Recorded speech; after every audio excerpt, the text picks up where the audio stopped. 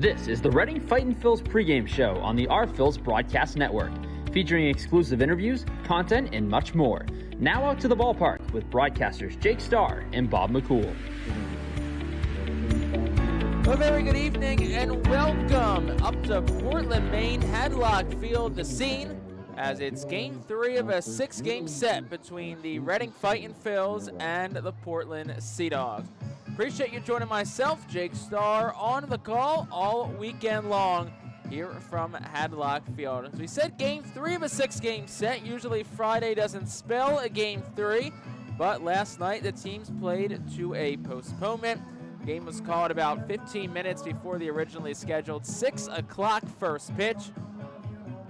So tonight's Game 3, it'll be just a standalone one game tonight. And then tomorrow, last night's contest will be made up. Doubleheader, 2 7-inning games on tap beginning at 1 o'clock p.m. tomorrow. Of course, we'll have coverage of both of those games. Then Sunday, also a 1 o'clock p.m. start right here up at Hadlock Field. So as we enter Game 3, where do we stand at this week's 6-game series? Well, Portland's won the first 2. They've now won 6 in a row against the Fightin' Phils, dating back to that first home series of the season in mid-April. Fightin' Phils won the first 2 games of that 6-game set at First Energy Stadium, and then Portland proceeded to take 4 in a row in the first 2 of this game. So tonight, the Fightin' Phils will look to bounce back and get their first win over Portland since back on April the 10th. Tuesday night, Reading fell to the hands of the Sea Dogs. Portland a 9-3 victory. Really a game that nothing went well for the Fightin' Phils. 6 errors committed by Reading in that game on Tuesday night. Those 6 errors are the most in the game by the Fightin' Phils in nearly a decade. And then on Wednesday night, Reading got up in front first. It was a 3-0 lead for the Fightin' Phils in the top half of the 5th inning, but Portland responded with 5 runs of its own in the bottom half of the inning, and really at that point ran away with the contest. Christian McGowan was solid through 4. There was some traffic before he exited in the 5th inning. Andrew Baker came in, and Portland hit him hard pretty quickly. Really Baker's first rough outing of the season, and the Sea Dogs from there kind of just ran away. But for Reading, they still have a chance. Obviously, have to take 3 of 4 this weekend to get themselves a series split, and that's the goal. But it all starts here tonight from Hadlock Field. Game 3 of a 6-game set between the Fightin' Phils and Portland Sea Dogs. We'll step away for a moment. When we come back, Fightin' Phils public relations intern Anna Watson caught up last week with Trevor Schwecke. So Anna's conversation with Schwecke's coming up after this here on the pregame show on the Fightin' Phils Radio Network. For top flight local jobs, go with who you know. JP Mascaro & Sons are a leading waste removal company. To meet today's employment and service demands, Mascaro is upgrading its already highly competitive employee wage and benefit package for drivers, collection crew helpers, and other positions. Call 888-MASCARO, MASCARO, for details. Work for an established local family business committed to its employees. Again, call 888-MASCARO today or apply online at www.jpmascaro.com. To enjoy a perfectly crafted 1893 from the makers of Pepsi Cola, you must first appreciate its carefully selected ingredients. A dash of cola nut extract, a hint of real sugar, a splash of sparkling water, and a generous amount of attractive spokesperson. Trust me, I'm gorgeous. Cheers to 1893 boldly blended colas, a delicious balancing act of premium ingredients from the makers of Pepsi Cola.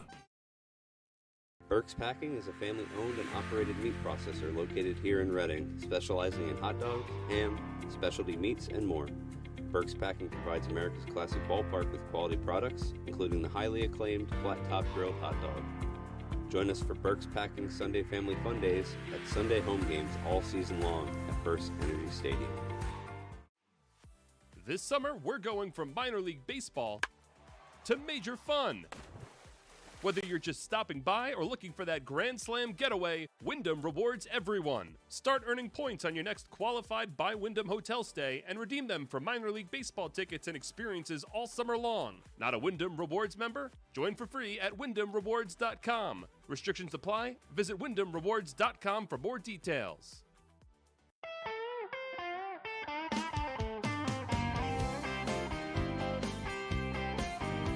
Back here on the Fightin Phillies Radio Network, it's the pregame show. Once again, I'm Jake Starr. Appreciate you joining myself tonight and all weekend long here from Hadlock Field in Portland, Maine. As we tease in the first segment of the pregame show, Fightin Phillies public relations intern Anna Watson caught up last week with Trevor Schwecke. So just one thing of note, this interview was recorded last week when the Fightin Phillies were at home. So any talks about winning streaks of late was when the Fightin Phillies were currently on a 4-game win streak heading into last Thursday's game against the Somerset Patriots. So turn things over now to Fightin Phillies PR intern Anna Watson and her conversation with tonight's starting third baseman on the Fightin Phillies, Trevor Schwecke. Starting off, you just started your professional career in the Blue Jays organization. So how was your experience there, and how did they help you grow as a player? Yeah, it's crazy thinking back. That was 5 years ago. 2019, I got drafted by the Blue Jays, came up and, traveled pretty much all around the U.S., played in Vancouver, played in Florida, played in New Hampshire. Built a lot of really good relationships with the coaches and players there, and, forever grateful for that. And I think they kind of transformed me into the player that I am today. Mm-hmm. That's awesome. So kind of going off of that, this is your first year in the Phillies organization. So what's your experience been so far, both on and off the field? Yeah, it's been really good. I feel like it's only been, a couple months with the Phillies, but I've built a lot of lifelong friendships and relationships with some of the players and the coaches. They do a really good job of developing guys. They're very hands-on from a coaching standpoint, and, they treat us really well. You can obviously see by the new facilities in Reading and just the way that they treated us during spring training. I've been very impressed so far. Yeah, seems like a lot of fun, you guys. Yeah, that's awesome. It makes it more enjoyable when you obviously have nice facilities and whatnot. Yeah. So the team's coming off of its 4th straight win last night. So what's the team's confidence level so far, and how are you able to translate that onto the field?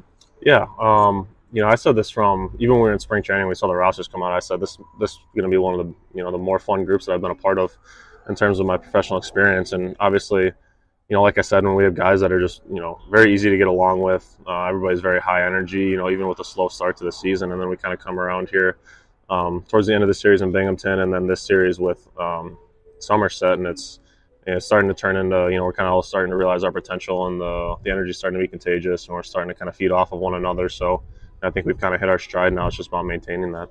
Yeah, for sure. So you've shown some great versatility defensively, and you can play pretty much anywhere. So, and you've made some also great plays in the outfield, some great athletic plays. So how have you improved your defense over the years? Yeah, I played, my versatility kind of started when I was in college. I played shortstop for my freshman season, and then we had an injury I played third base my freshman season, and then we had an injury my sophomore year, so I moved over to second. Played short my junior year, and then when I got drafted, I was kind of strictly infield, and then in 21, I started playing a little bit of outfield with the Blue Jays. So I only have a couple seasons under my belt in the outfield, but it's, the idea behind it is, playing shortstop my whole life, you kind of get different reads off the bat, and, they expect you to be a little bit more athletic moving, and so outfield, it's a little bit different in terms of first step and just, overall staying behind the ball in terms of, fly balls and whatnot, but it's been a little bit of an adjustment, but I started to get a lot more comfortable last year. And I think, my defensive numbers started to get a little bit better in the outfield once I got more comfortable. And now it's just, I didn't play any outfield in spring training. They told me I was primarily infield, but I knew kind of in the back of my head, injuries happen, open spots are available throughout the season. So I kept my outfield glove in my locker, and then it actually came in handy this season. Yeah, it's awesome. I think from the other day we were in the press box and we saw you that play where it hit the ground. Yeah. We were like, oh, he caught that. So, yeah. But I looked back on that and I was like, on the camera that did look like I caught it, but I knew it hit the ground when I got it right away. So. Kind of moving to another side of your personal relationship with baseball. Is there anyone in your life that's positively impacted your love for baseball, and who is that, and how have you connected with them? Yeah, there's hundreds of people to be grateful for that have impacted, my career, not only my career, but who I am as a person, and then also my love for baseball. I think it stems from, early childhood, my dad and my brother were probably the biggest impacts on me. I mean, I remember ever since I was little just being in like our front yard and my dad just hitting tennis balls off the tennis racket to us and us trying to catch down fly balls, or we'd be 10 yards away and he'd be ripping them as hard as he could at us and we'd be trying to make like cool plays with the glove. But I think from an early on, it was kind of a family passion. My sisters and my mom and dad always came to my games, mine and my brother's games, and it was something that kind of just, meshed our family together. So, like I said, there's a bunch of people to be grateful for and to praise for, the success that I've had in my career, but I think ultimately it comes out of my family first and foremost. Yeah, that's awesome. I relate. I have 4 younger brothers, so I was always at their games, and yeah, it's fun. A lot of great memories. Yeah. So this is kind of a funny question, but okay. I think the other day I saw you, and I think it was Lee Sang and Rincondes after the game. It was like your victory dance. One of you was grittying. So tell me a little bit about that. Who came up with that? So we did it I think it was on Tuesday. It was me, Marcus, and Rincondes out there, and then Marcus was like, all right, who had the best game? And I'm like, well, dude, this is the day you had a homer and a double. Like, oh, you're the one that's going to be dancing. Then we'll get down and we'll reel you up and you can start dancing. I'm like, you had a homer and a double. You're the one that's going to be doing it. So then the other day I had 2 hits and Marcus like, you're the one doing it today. And I'm like, dude, this is going to be embarrassing as hell. I'm like, I don't know what I'm going to do. I'm just a boy from Wisconsin. I don't know many dance moves. So I was like, I remember the gritty, so I'll hit that in center field. So that was the only one I had, and that's probably the only one you'll see this year. Yeah, no, I thought it was great. Yeah, it was great. That's all I got. Yeah. Well, that's all I got. Thank you so much. I appreciate it. Absolutely. Thank you. Excellent interview by Fightin Phil's PR intern Anna Watson. That was with Trevor Schwecke. Stay tuned in the Fightin Phil's program next week for an article on her conversation with Trevor Schwecke. For tomorrow afternoon's game, it'll be a sit-down with Robert Moore, another exciting RFL who's in today's starting lineup. And then Sunday pregame will bring you another edition of the Philadelphia Phillies Organizational Minor League Report. Big news out of the Phillies organization today on the minor league side that affects this Reading team. We'll tell you both those pieces of news on the other side. I'm Jake Starr. This is the pregame show on the Fightin Phil's Radio Network. The Promax Fence Systems Foul Porch is an exclusive group experience. Located in our left field corner, groups of 20 to 30 people are treated to 2.5 hours of all-you-can-eat buffet and drinks and a festive atmosphere. Regular season tickets are $37 for groups of 20 or more. Call us today at 610-370-BALL to reserve a spot for your group. When you drive a vehicle so reliable it's backed by a 10-year, 100,000-mile limited warranty, you stop thinking about what you can't do and start doing what you never thought possible. Visit your local Kia dealer today to see what you're capable of in a vehicle that inspires confidence around every corner. Kia, movement that inspires. Call 800-333-4KIA for details. Always drive safely. Limited inventory available. Warranties include 10-year 100,000-mile powertrain and 5-year 60,000-mile basic. Warranties are limited. See retailer for details. Looking to try something new at a Fightin Phil's game this season? Give Briganti Wines a try.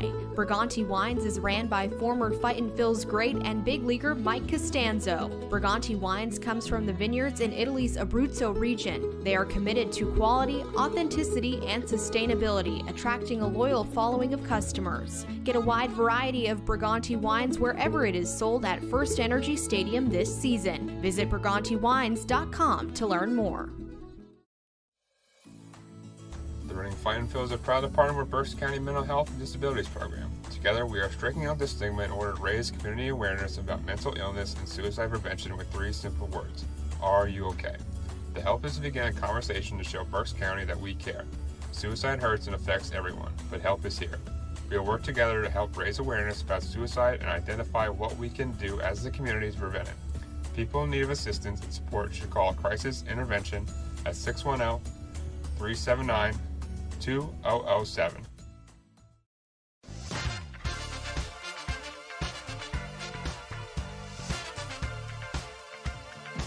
Back on the pregame show on the Fightin Phil's Radio Network. Once again, I'm Jake Starr. Appreciate you joining myself tonight from Hadlock Field in Portland, Maine.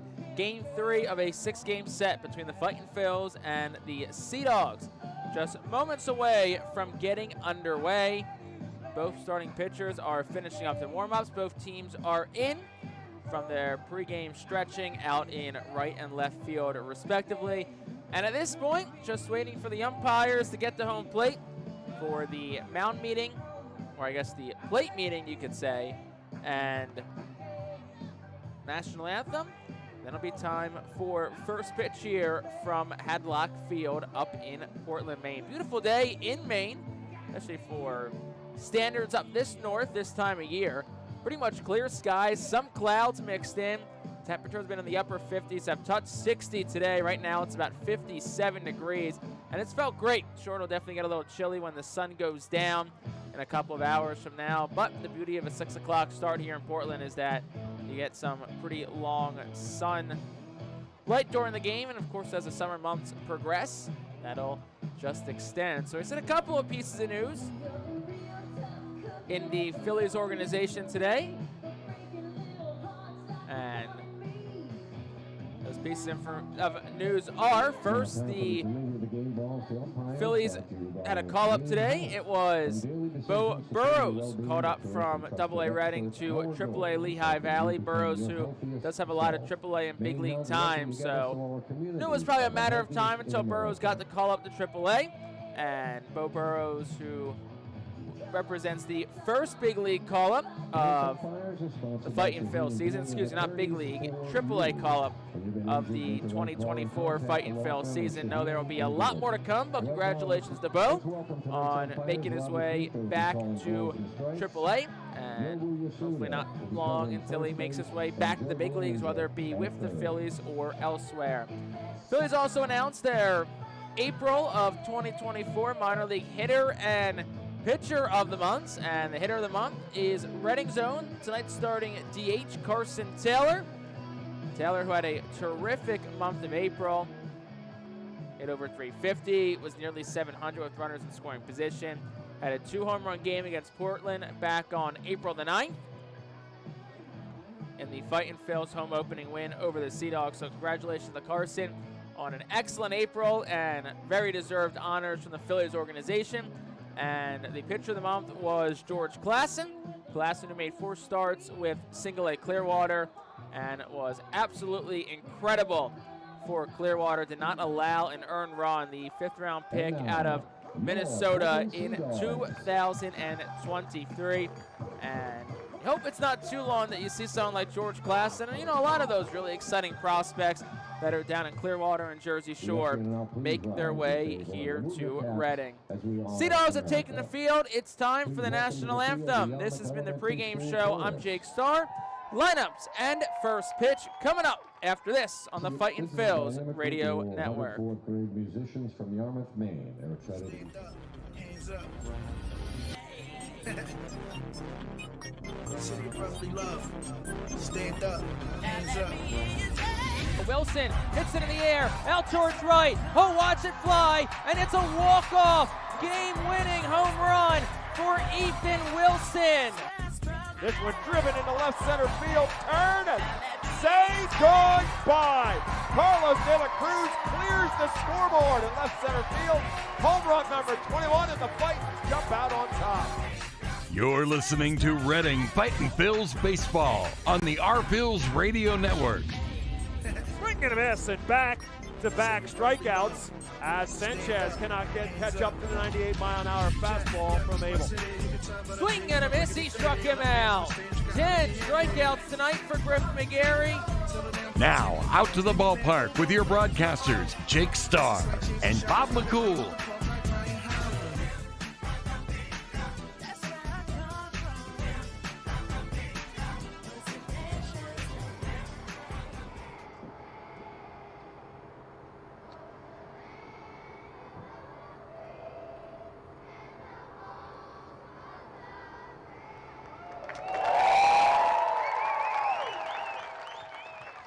National anthem has concluded, and it's time for baseball from Hadlock Field in Portland, Maine. Game number 24 of the Fightin Phil season. We'll enter tonight at 10 and 13 against the 13-8 Portland Sea Dogs in game number 22 of their 2024 campaign. Once again, I'm Jake Starr. Appreciate you joining myself tonight and all weekend long on the Fightin Phil's Radio Network.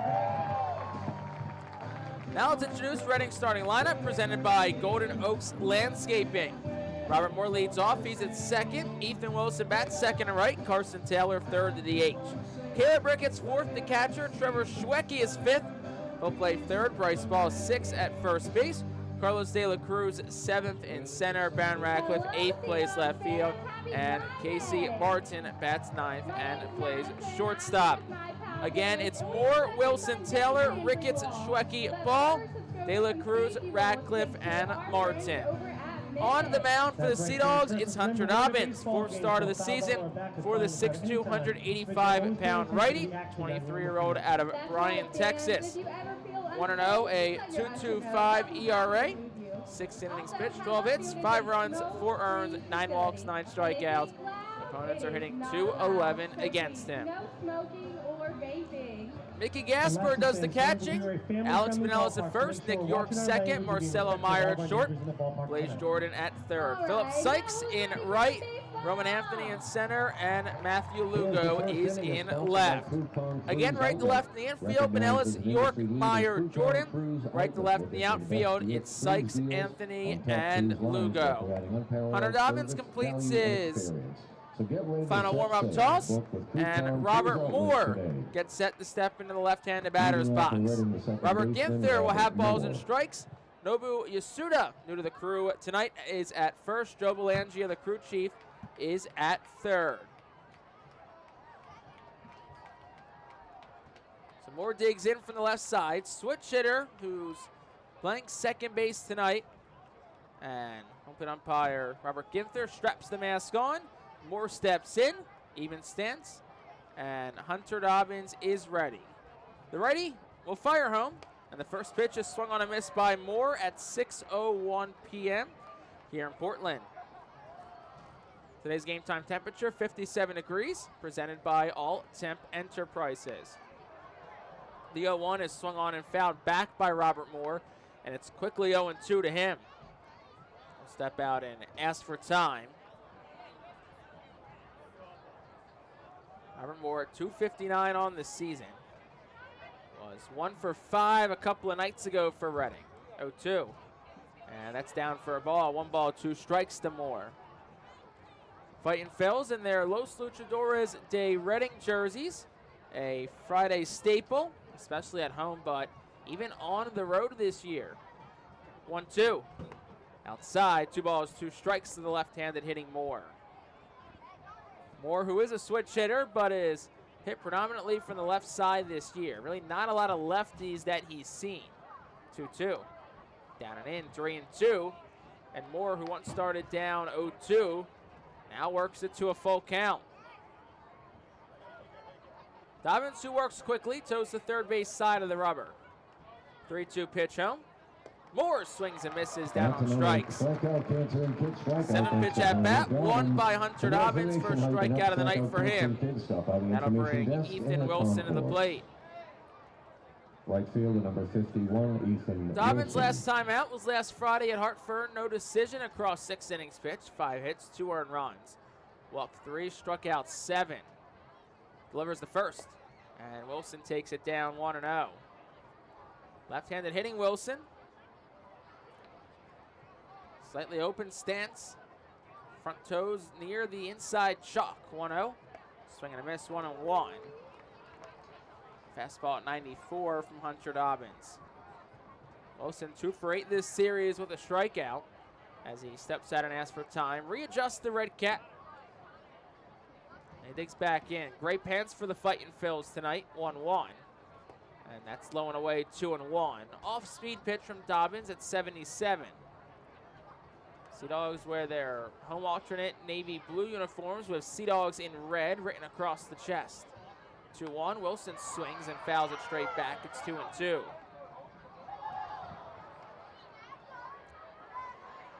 Wilson, who began the season on the 7-day injured list, rehab down at the Player Development Complex in Clearwater, and was eventually activated on April the 25th.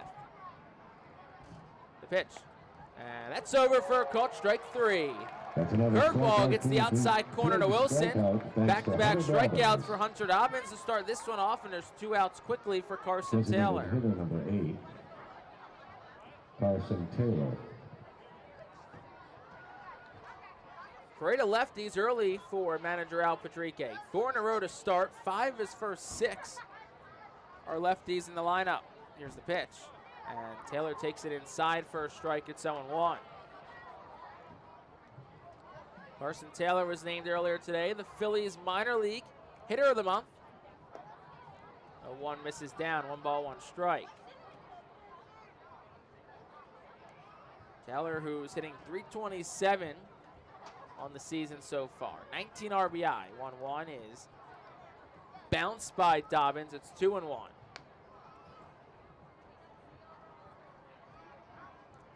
Not the first time Dobbins has seen Reading. Pitched on Saturday, April 13th in Reading, 2-1. Taylor swings and dribbles it straight back, foul, 2-2. Dobbins, 4 innings, 3 hits that night, 2 runs, just 1 earned. Did walk 5, struck out 1. Lots of traffic on the bases against him, but not too much damage done. 2-2 is outside for a ball, 3 balls, 2 strikes.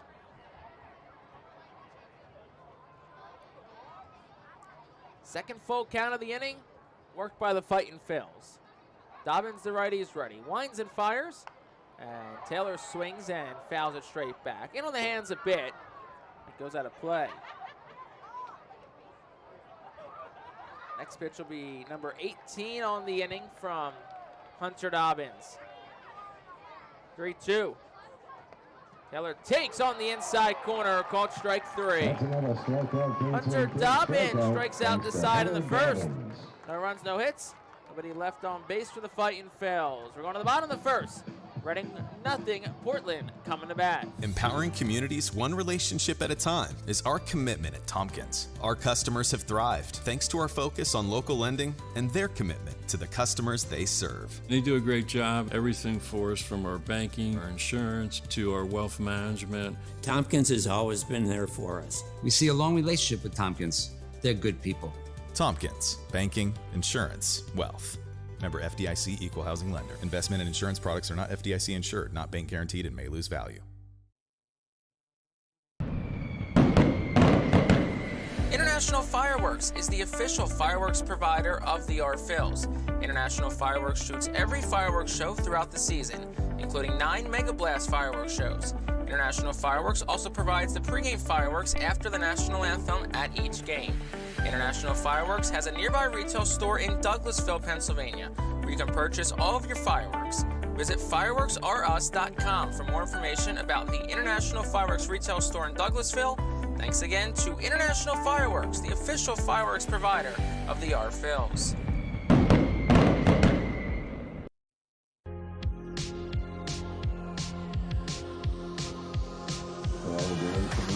Bottom half of the first inning, still scoreless. Here's how the Sea Dogs line up tonight. Roman Anthony leads off in center. Marcelo Meyer second and short.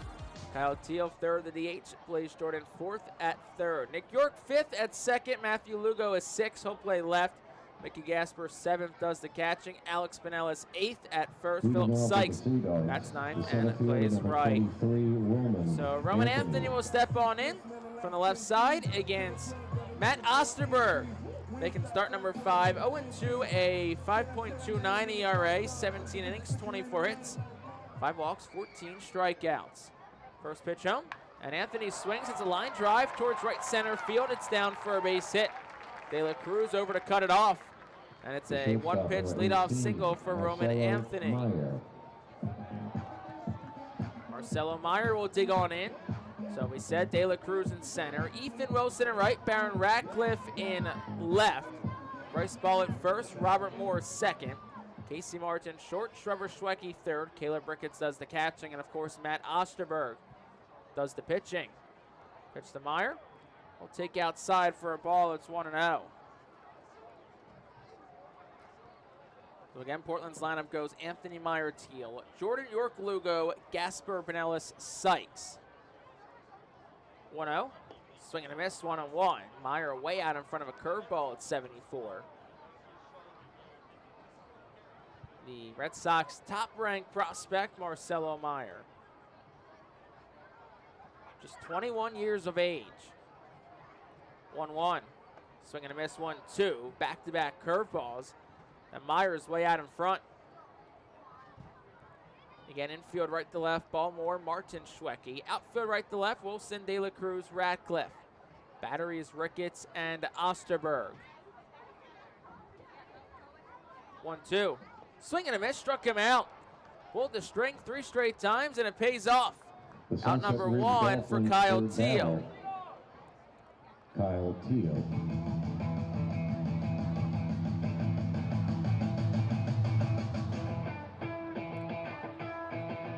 Teal usually catches. He'll DH tonight, and he's in from the left side. Once again, a run of 3 straight lefties to start the lineup. And Teal, it's a ground ball right back towards the middle. Martin fields it behind the bag, touches second base, throws the first in time. And that's an inning-ending 6-3 double play. So in all, a very quick inning for Matt Osterberg. No runs on a hit, but none left. Thanks to the double play, we'll go to the second. Still scoreless on the Fightin' Phils Radio Network. The Seidel Auto Group deck is a great spot for all fans with a summer picnic life and great tailgate atmosphere. During your picnic, you might even catch a souvenir, as the area is situated directly in the home run territory behind the left field wall. Regular season tickets are $34 per person for groups of 20 or more, and children 4 and under are free. Visit rphils.com/groups or call 610-370-BALL to reserve your group outing today. Humane Pennsylvania is an innovative national leader in animal welfare with adoption centers, accredited nonprofit veterinarian hospitals, emergency animal rescue services, community pet assistance programs, and a free community dog park. At HPA, we are passionate about going the extra base to keep your pets healthy and happy at home with you.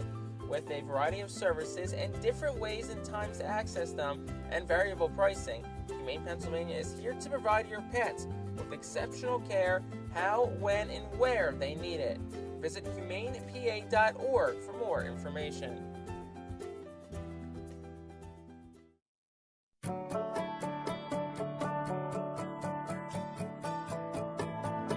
Top of the second inning is brought to you by International Fireworks, the official sponsor of the Art Phil's fireworks shows during the 2024 season. Head to their store now at 242 Sycamore Road in Douglasville. We remain scoreless as we go to the top half of the second. Middle third of the Fightin' Phil's lineup, 2 up. Caleb Ricketts, the left-handed hitting catcher, will lead things off against Hunter Dobbins, who's back out for inning number 2 of work. Made easy work of the top 3 of the Fightin's lineup. Did throw 18 pitches, but did strike out this side. Struck out more swinging than Wilson and Taylor on back-to-back at-bats looking. Now Ricketts digs in. First pitch to him is over for a strike. It's 0-1. Ricketts rather tall for a catcher, 6'3", 225. Stand next to him, it feels like he's a lot taller than 6'3".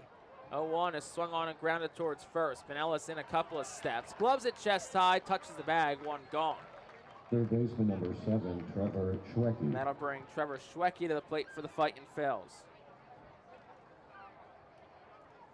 If you're just joining us, Trevor Schwecke was our pregame guest. If you missed that one, can just rewind to earlier in the broadcast and hear the conversation Fightin' Phil's PR intern Anna Watson had with Trevor Schwecke. First pitch to him is on the inside corner for a strike. It's 0-1. Schwecke, a right-handed hitter, plays third base today. One of just 3 righties in the lineup for Al Patrique tonight. 0-1 is swung on and hit foul into the Fightin's dugout on the left side. It's quickly 0-2 to Schwecke.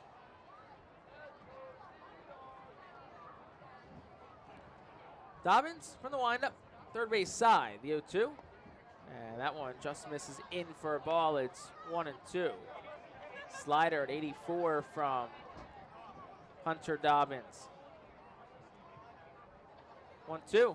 And Schwecke takes on the outside corner. That's a called strike 3. 4 straight strikeout for Hunter Dobbins. Third in a row of the looking variety. And it's 2 outs in the top of the second for Bryce Ball. Much quicker at bats by Dobbins. Just 6 pitches in this second inning. First pitch to ball. He takes 1-0. Ball bats from the left side, plays first base today. Down to just 113 on the season. No home runs, 6 RBI. 1-0. Takes down 2-0. Ball hit one last Sunday against Somerset that had home run distance but just hooked foul at the last moment. 2-0 he takes. Tried to check. They'll appeal to third and say no swing. It's 3-0. And Bryce Ball waits the 3-0, and it's on the inside corner, 3-1. Ball had a couple of RBI back on April the 25th against Somerset, 3-1. And that's on the inside corner, 3-2. Dobbins continues to work quickly, countering that Bryce Ball asks for time. I'll readjust his batting gloves and step back into the left side. He even stands tall in his stance. Here's the 3-2. Ball swings, broken bat floater towards second. Leaping York, it's over his head in the right field. That's a base hit. Well, Ball will need a new piece of lumber, but you know we'll take that. It's a softly hit single for him. And with 2 outs in the inning, Carlos De La Cruz is the batter.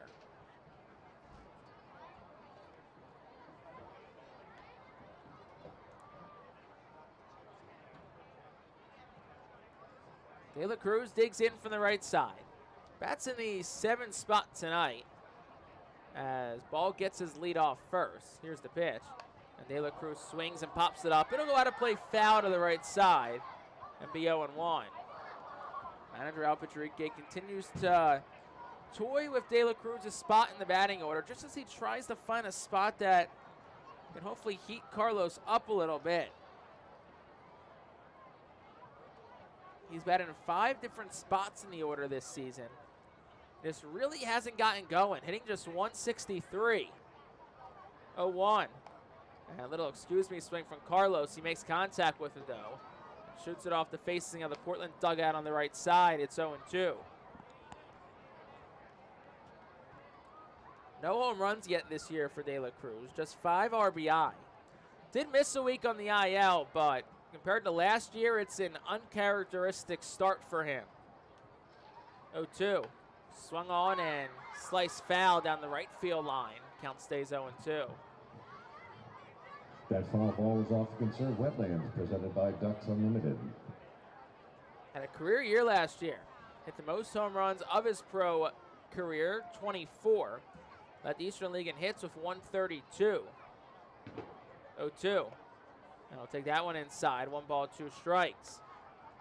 Mickey Gasper, a quick look back at Bryce Ball at first, who's not really a threat to run. Bryce Ball has not stolen a base yet this season.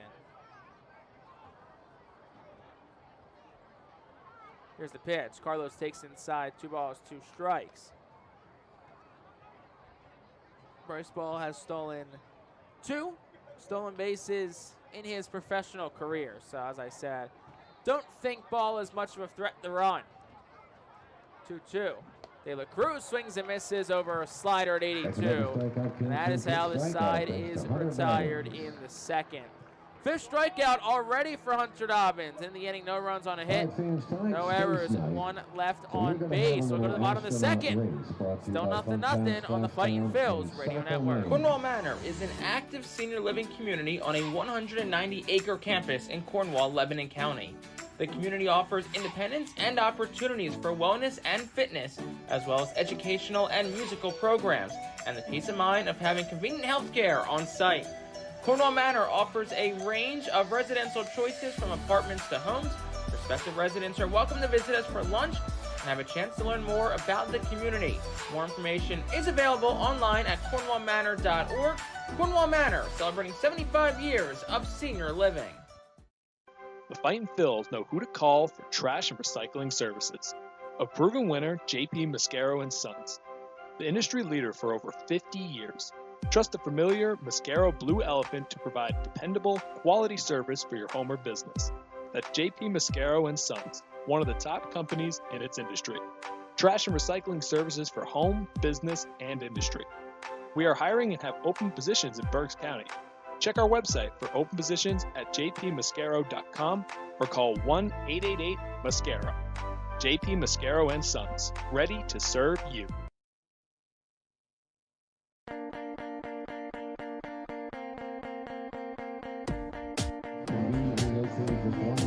Bottom half of the second inning is brought to you by Cornwall Manor, an active senior living not-for-profit community in scenic Cornwall, PA, outside of Lebanon. Still scoreless is Blaze Jordan. The four-hitter for manager Chad Epperson steps up to the plate. Matt Osterberg returns the mound for his second inning of work. It was a very quick bottom half of the first inning, aided in part by a 6-3 double play by Casey Martin. So Jordan in from the right side. First pitch from Osterberg. It's over for a strike. It's 0-1. Osterberg, who's looking for a big bounce-back effort tonight after arguably his worst start at Double-A 1 week ago against Somerset. 0-1. Down, it's 1-1. Got the loss. 3 1/3 innings pitch. 10 hits, which is his season high, and just one shy of his career high. Allowed 10 runs, which is the most in his career. Just 7 of them earned. 1-1 is swung on and missed 1 and 2. Did not strike anybody out and walk 3 hitters. And for someone who has been so consistent since joining Reading last August, it was rather uncharacteristic to see Osterberg struggle that much. 1-2. Swung on, ground ball, couple of hops towards short. Martin charges, throws on the run on the first. It's in time. That's out number 1 for Nick York. And you saw Roman Anthony hit the first pitch to him very hard to lead off the game for Portland, which I'm sure was probably part of the conversation after the way Osterberg struggled. If you could get to him early, maybe you can try and rattle him, but he settled him with the strikeout and the double play, and the pitch count's low, just at 10. Here's number 11 to York, and it's outside for a ball, 1-0. Across 2 levels last year, Osterberg 9-6, a 3.52 ERA. 1-0 is inside 2-0. Went 8-5 across 18 starts with Jersey Shore. And then went 1-1 across the final 6 with Reading. 2-0. Swung on and fouled straight back. 2-1. And a fan just off his outstretched arm. His mistake, tried to catch it with one hand. I always say 2 hands for the win. 2-1. Swung on and fouled straight back. A little further, but the same trajectory, just off to the right of our vantage point here in the Hadlock Field press box. 2-2 to York. The pitch. That's down and away. 3-2 to the righty. This is the 3rd time in his Reading career that Osterberg has seen Portland, and pretty familiar with this group. His one start last year came back on September the 7th, a game that was suspended, so he was limited to just 2 1/3. 3-2 is swung on, hit in the air, right side of the infield. Bryce Ball, the first baseman's there, retreats back towards his right, and he'll make the catch for out number 2. Left fielder number 7. So 4 straight retired by Osterberg. Here's Matthew Lugo.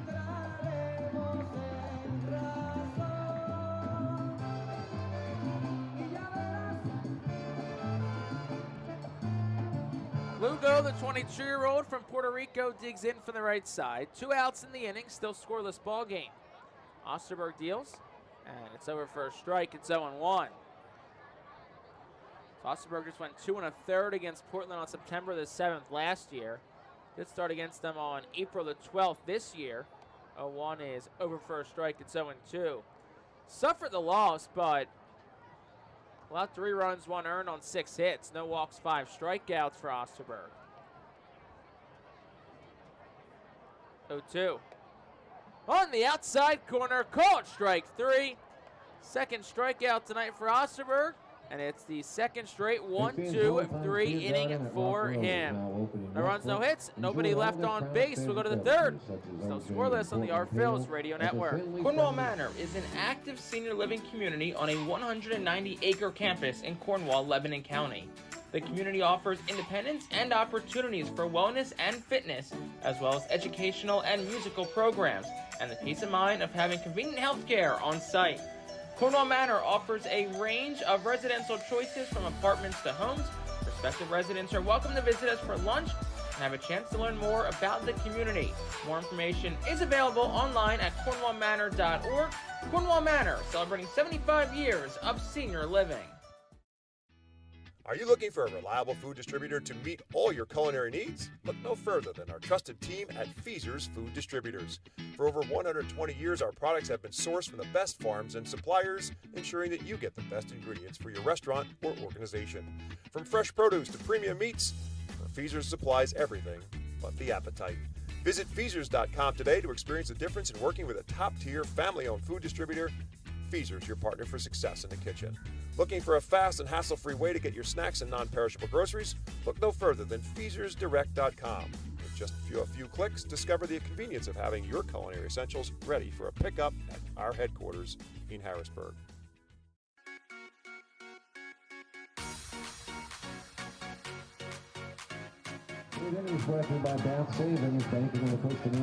Top half of the third inning, and we want to thank our good friends at Pepsi for presenting the 2024 season here in Baseball Town. Go Fightin' Phils and drink more Pepsi. Baron Radcliffe will dig in. 0-0 ball game. Jake Starr joining on the call here. High atop Hadlock Field in Portland, Maine. Hunter Dobbins returns for his third inning of work, and his first pitch is swung on and grounded on 3 hops to second. Nick York awaits back on it, and the second baseman throws the first in time for out number 1. The shortstop, number 5, Casey Martin. So 1 pitch, 1 out, and here's Casey Martin. 9-hitter manager Al Padrique's lineup. Padrique, the second-year skipper for the R-Phils, stands tall in the third base coach's box. Carl Ellison on the other side in the first base coach's box. The first pitch to Martin, he takes for a ball. It's 1-0. Martin, a 130 hitter this year, home run, 3 RBI. 1-0 is in for a strike. It's 1-1.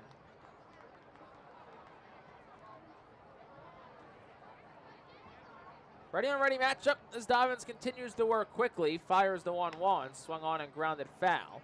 Past the third base coach's box, it's 1-2. Martin, who has speed, hasn't had a chance to really exhibit it much. Hasn't been on the bases a ton. As he steps out and calls for time. Did steal his first base of the season on Wednesday night. Also had a hit in that game, 1-2. Swung on, ground ball, just foul, left of the third base line. And it'll stay 1 ball, 2 strikes. Reading as a team has liked the run. They have 30 stolen bases this year, 86% clip. Tied for 5th in the league in stolen bases with those 30. 1-2. Swing and a miss. Martin chases a slider at 84. And he's retired on strikes. That's 6 punch outs for Hunter Dobbins tonight through the first turn of the order. And now it's back to the top for second baseman Robert Moore. Moore, the switch hitter, bats from the left side against the righty Dobbins. First pitch is outside for a ball. It's 1-0. Moore struck out swinging his first time up back in the first. 1-0. And that's a swing and a ground ball foul, dribbled down the first base side. 1-1. Moore 1 for 5. Entering tonight's game in the series this week. 1-1. Swung on, line drive towards the middle, and it's through for a base hit. Moore, big turnaround first. That's where he'll stop as the center fielder Roman Anthony gets to it and gets it in quickly. It's the second base hit of the night for Reading, and that brings Ethan Wilson to the plate.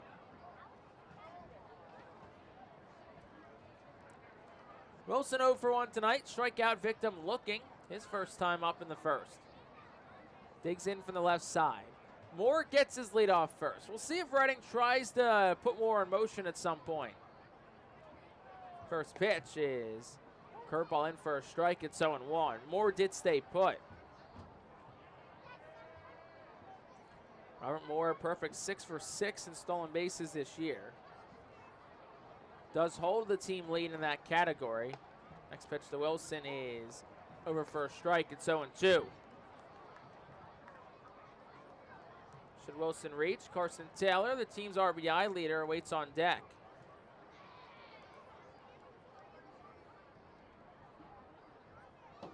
Oh, 2. Swung on, ground ball off the glove of the pitcher Dobbins. Charging was Meyer, had to reposition himself, but he still gets to it in front of the second base bag and throws on the first in time to end the inning. So it goes down as a 1-6-3 put out, and that retires the side in the third. No runs on a hit, no errors, 1 left. We'll go to the bottom of the third. Still scoreless here on the Fightin' Phillies Radio Network. Nursing home neglect is a serious problem. If you or a loved one has suffered from bed sores obtained in a nursing home or a fall down in a nursing home resulting in a fracture, our friends at Swartz Culleton can help. Call the attorneys at Swartz Culleton for a free consultation. Their phone number is 1-800-JUSTICE. That's 1-800-587-8423. Once again, call 1-800-JUSTICE today. Swartz Culleton is a proud sponsor of the Reading Fightin' Phils. The Reading Fightin' Phils are proud to partner with Berks County Mental Health and Disabilities Program. Together, we are striking out the stigma in order to raise community awareness about mental illness and suicide prevention with 3 simple words. Are you okay? The help is to begin a conversation to show Berks County that we care. Suicide hurts and affects everyone, but help is here. We will work together to help raise awareness about suicide and identify what we can do as a community to prevent it. People in need of assistance and support should call Crisis Intervention at 610-379-2007.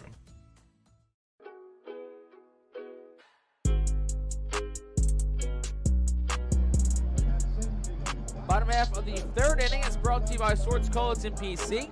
You can expect reliable and experienced attorneys who are committed to getting you justice after a serious personal injury. Call Swartz Culleton today at 1-800-JUSTICE. Leading off for the Sea Dogs. So we're still scoreless in the bottom half of the third inning. Open umpire Robert Ginther finishes dusting off home plate as Mickey Gasper digs on in from the right side. 7-8-9. Due up for manager Chad Epperson's Portland Sea Dogs. Epperson, who mans the third base coach's box. Well, Stellan's way outside of it. He's more down the left field line in foul territory. First pitch from Matt Osterberg is swung on and hit down that left field line and a roll all the way to the corner. Turning around first, chugging towards second, goes Gasper, and that's a stand-up double for him.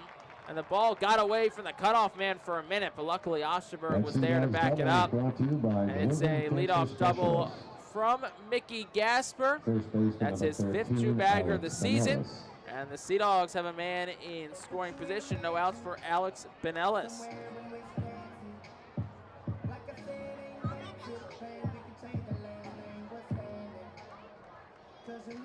That snaps a spell of 5 straight retired by Osterberg. He's been efficient, though, just 20 pitches. Benellis digs in from the left side, slightly open stance. Osterberg back to the stretch, fires. It's outside for a ball, 1-0.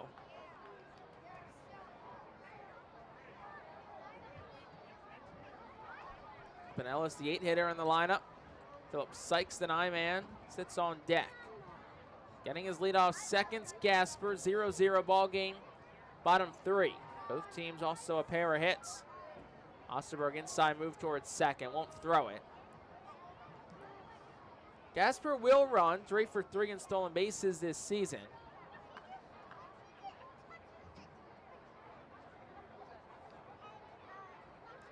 One ball, no strike count to Benellis, the pitch. Swung on, ground ball towards second. Moore in a couple of steps, fields it, throws the first in time. That's out number 1, but Benellis does do a job as Gasper gets up to third. And the first run of the game for either side stands 90 feet away in Gasper as Philip Sykes comes to the plate.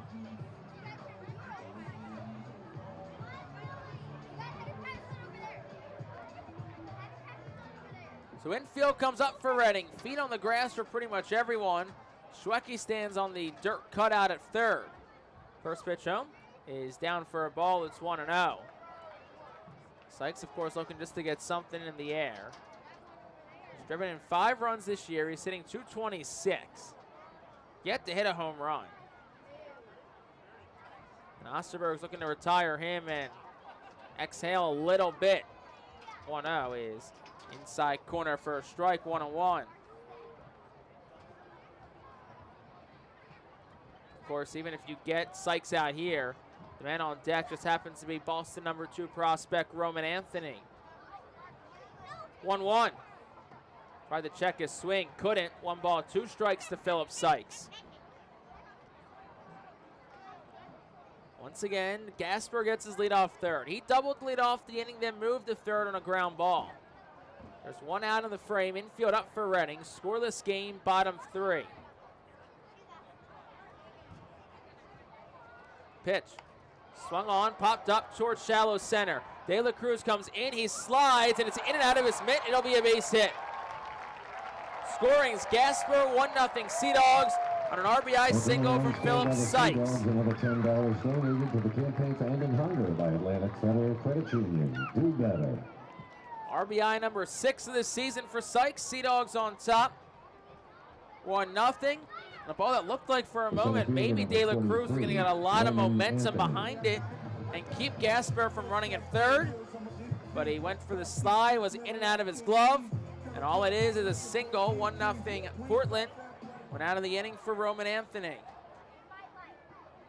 He's in from the left side. He singled on the first pitch that he saw in the first. They'll throw over towards first where Sykes will be back in. Sykes does lead Portland in stolen bases, 6 for 8 in that category. Sea Dogs the team, second in the Eastern League in stolen bases. Pitch to Anthony is swung on and lined the other way in the left. That's a base hit. Sykes turns around second. He goes to third. And it's back-to-back singles for the Sea Dogs. Puts men on the corners. 1 out for Marcelo Meyer. Number 18, Marcelo Meyer. 2 singles today for Roman Anthony. Both have come on the first pitch. So the lefty is clearly seeing something he likes from Matt Osterberg and taking advantage of it. So now Reading already trails 1-0. Portland has another run 90 feet away. Middle infield sits back. They'll look to turn 2. Meyer steps in from the left side. Runners each get their leads. Osterberg deals. And that's just outside for a ball, 1-0. Don't be surprised to see Anthony try and take off here for second. Portland likes to steal with men on the corners, and they've executed a couple of double steals already this season against Reading. 1-0 is outside, 2-0. So we talked about how efficient Osterberg has been, but now it's where you got to buckle down. Inning really has a chance to unravel here, and if Osterberg can roll a ground ball and get out of this, changes a lot. 2-0 is at the knees for a strike, 2-1 to Meyer.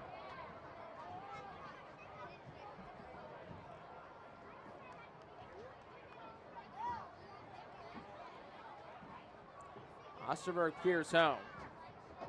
Meyer slightly open stance from the left side. 2-1, swung on, and it's a line drive, but foul down the right field line. It's 2-2. Osterberg's going to look to make a big pitch here, up to 30 pitches overall.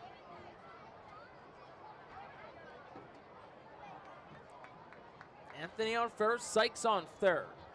1 out, bottom 3, 1-0. Portland on top. Osterberg fires home. It's swung on and fouled back off the netting behind home plate. It'll stay 2-2. Beautiful sun-splashed evening from Portland. Temperatures in the mid-50s. Nice Friday night crowd at Hadlock Field.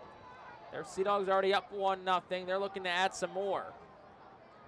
2 balls, 2 strikes. Osterberg set. Here's the pitch. Swung on, ground ball towards second. Moore fields it, spins, throws a second for 1. Throw to first, won't be in time. So it goes out as a 4-6 fielder's choice. Anthony cut off at second, but Sykes scores. That makes it 2-0 Portland. Do better. So Fielder's choice that Meyer reaches on. Gets an RBI as well. And for Marcelo Meyer, it's RBI number 13 on the season.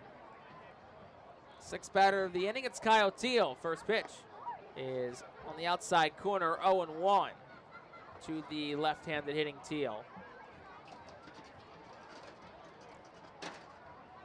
Osterberg's looking to limit the damage at 2. As we said, 2-0 ball game. Sea Dogs on top, bottom 3.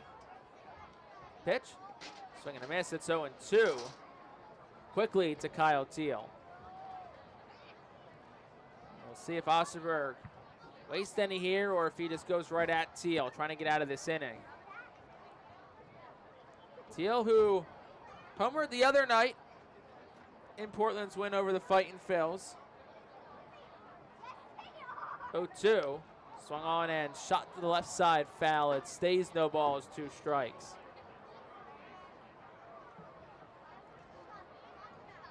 Both pitchers also working pretty fast tonight.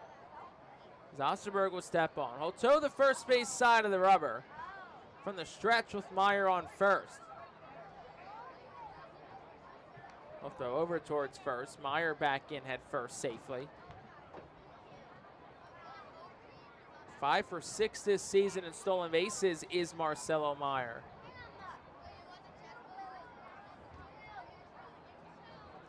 No balls, 2 strikes to Kyle Teal. The pitch swung on and it's shot down the left field line. It's fair to roll towards the corner. Ratcliffe gets to it. Going to third is Meyer. That's where he'll stop. Teal in the second behind him. And it's a 2-out double for Kyle Teal. Just shot a pitch down that vacant left field line with Schwecke way off the bag at third. That'll bring Blaze Jordan up. Runners on second and third, 2 outs. The Service Master Fire and Water Cleanup. Third double this season for Kyle Teal. And now we'll get a mound visit from pitching coach Phil Condary.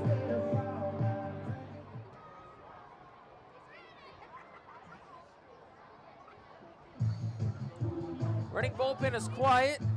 Just a little cold, it looks like. Lots of sweatshirts, hoods up. Heavy jackets on out there. Probably a little cooler down there than it is up here in the broadcast booth, but like we said, a seasonably nice day for Portland standards. Temperatures are in the high 50s, even touched 60 today. And the mound visit concludes as Phil Condary heads back to the Fightin Phillies dugout.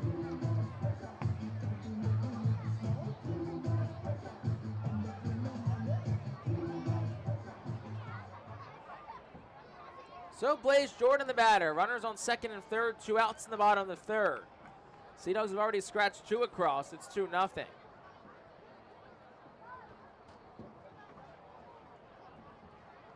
Reading's already fallen in the first 2 games of this series, so you really don't want to let this one spiral too much.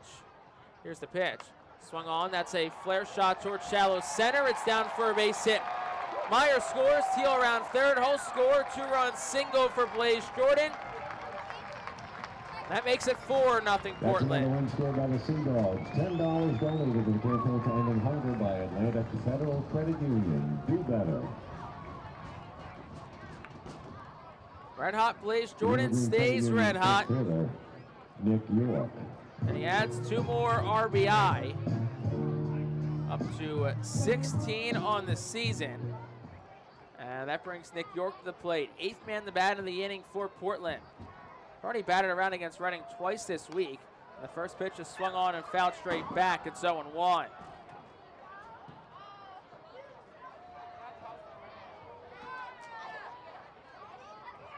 Nick York, who's 0 for 1 tonight, yet to have a hit this week. He's 0 for 10 overall. 0-1 is on the outside corner, 0-2. So it looked like Osterberg was going to settle himself back in, but 4 runs in this bottom half of the third has given the Sea Dogs a 4-0 lead. 0-2. Swung on, dribbled towards third. Schwecke waits back on it, a couple of steps, throws across in time. And that'll finally retire the side here in the bottom of the third. Portland, though, gets 4 runs. They do it on 4 hits. There were no errors, and 1 man left on base. We'll go to the 4th. Sea Dogs strike first. It's 4-0 Portland. Back after this on the R Phillies Radio Network. Nursing home neglect is a serious problem. If you or a loved one has suffered from bed sores obtained in a nursing home or a fall down in a nursing home resulting in a fracture, our friends at Swartz Culleton can help. Call the attorneys at Swartz Culleton for a free consultation. Their phone number is 1-800-JUSTICE. That's 1-800-587-8423. Once again, call 1-800-JUSTICE today. Swartz Culleton is a proud sponsor of the Reading Fightin Phillies. Did you know that the blood that you donate at Miller Keystone Blood Center stays right here in your community? That's right, it goes to your area hospitals. So you might just be helping a family member, a friend, or a neighbor. Call Miller Keystone Blood Center, the only community blood center servicing your local hospitals. 1-800-BA-DONOR or go to giveapint.org. We're located at 1047 Old Burnville Road, just behind classic Harley-Davidson.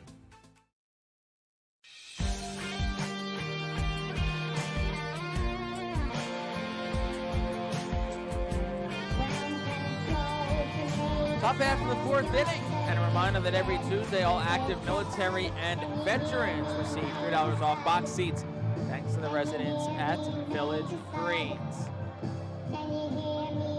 So Portland scored 4 in the bottom half of the 3rd inning. That gives them a 4-0 lead. And Reading has 3-4-5 up in this inning, starting with Carson Taylor against Hunter Dobbins, the pitcher for the Sea Dogs, who all of a sudden, in a game that he's looked pretty good in, has himself a lead. Sponsored by Rennie's A Main Adventure. So we talked about Tuesdays, running back home on Tuesday. An 11 a.m. start against the Hartford Yargoats, a first of 2 school kid education days. Here's Taylor from the left side. First pitch. It's a curveball in for a strike. It's 0-1.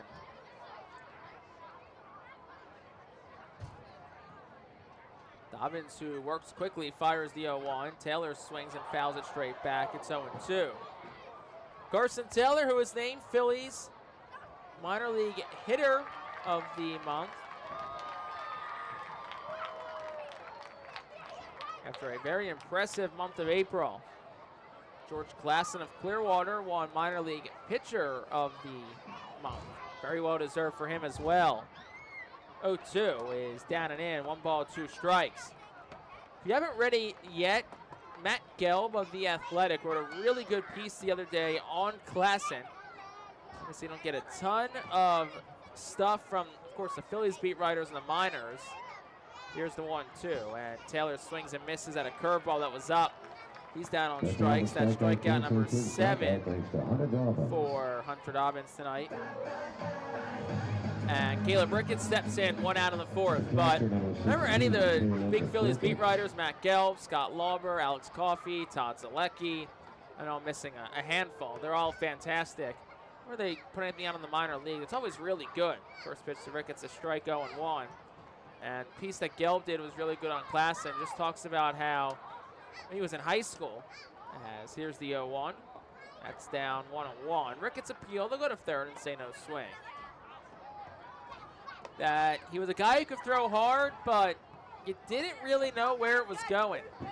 Went to Minnesota, still struggled with control issues. Phillies drafted him in 2023 out of Minnesota in the 5th round and basically said, you're not going to pitch this year. You're going to hit the gym, and you're going to work on your mechanics. 1-1, Ricketts swings, ground ball through the hole on the right side, a base hit.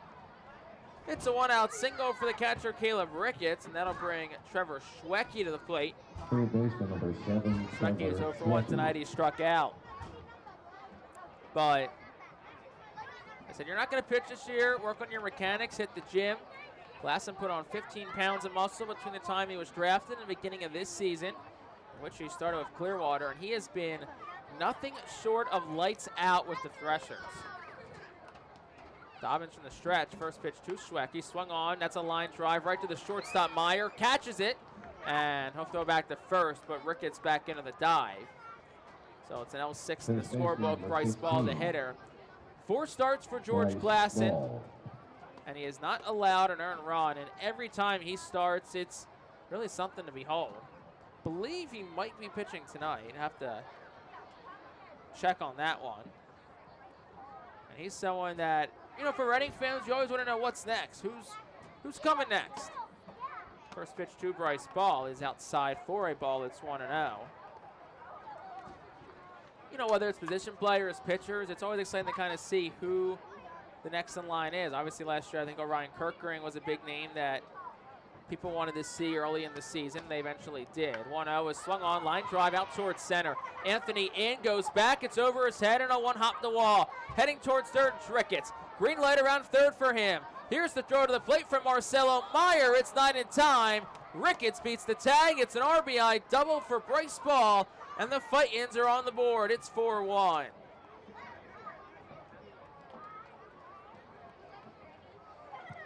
Bryce Ball got all that one. Number 45, Carlos. Second double this season, RBI number 7 on the year for Bryce Ball, and that'll bring Carlos De La Cruz to the plate. And Ricketts, not the fleetest of foot, but an excellent job by him to slide on the outside part of home plate and beat that throw from Marcelo Meyer. So now it's Carlos De La Cruz who digs in. 2 outs in the inning. First pitch, inside for a ball. It's 1-0. So Glasson is starting tonight, has gone an inning, no runs, no hits. Throws a 1-2-3 first, 9 pitches, 7 strikes. So that's one definitely worth keeping an eye on. 1-0 is down. 2-0. That game also the MILB TV free game of the day. So if you want to pot us up on the radio and throw that one on the computer or TV, definitely would be an exciting one to pay attention to. The 2-0, De La Cruz takes 2 balls, 1 strike. So once again, it's a 4-1 ball game. Bryce Ball just doubled home Caleb Ricketts.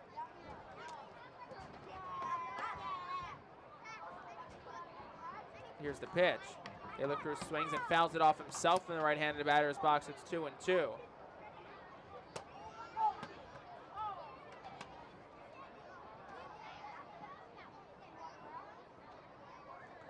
2 balls, 2 strikes, 2 outs to Carlos De La Cruz. Bryce Ball leads off second. 4-1 ball game. Sea Dogs have the lead. Dobbins ready, fires the pitch, swung on and line straight back. Foul, it stays 2-2, and didn't get to see it from the vantage point, but judging by the applause, safe to say a fan made a nice catch. Dobbins also up to 62 pitches. Both bullpens are quiet though. 2-2. De La Cruz takes 3 balls and 2 strikes.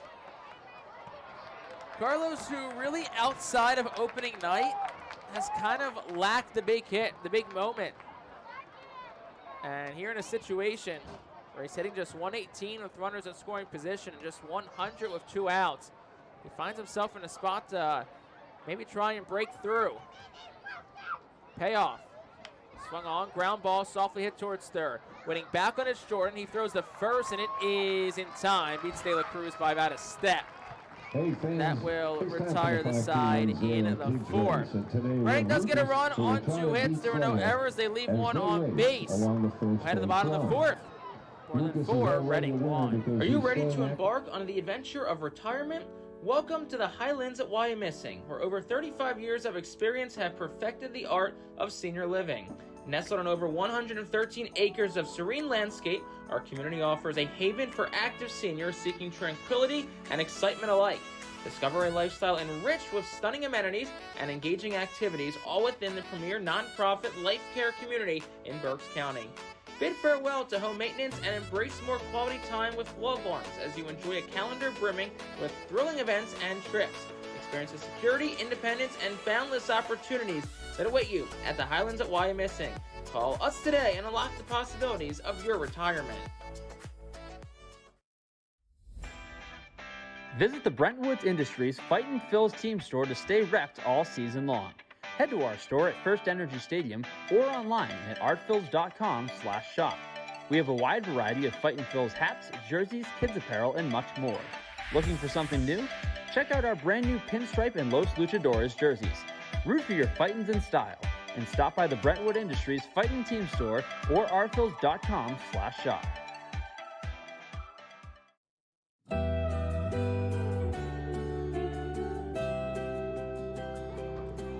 Bottom half of the fourth inning. And throughout this inning, we'll take a look around the Phillies organization thanks to EPAWA Weather Consulting, your source for public and private forecasts in Pennsylvania, New Jersey, Delaware, and Northern and Eastern Maryland. 4-1 our scores. Sea Dogs on top of the Fightin' Phils. Once again, I'm Jake Starr. Appreciate you joining myself tonight and all weekend long here on the Fightin' Phils Radio Network.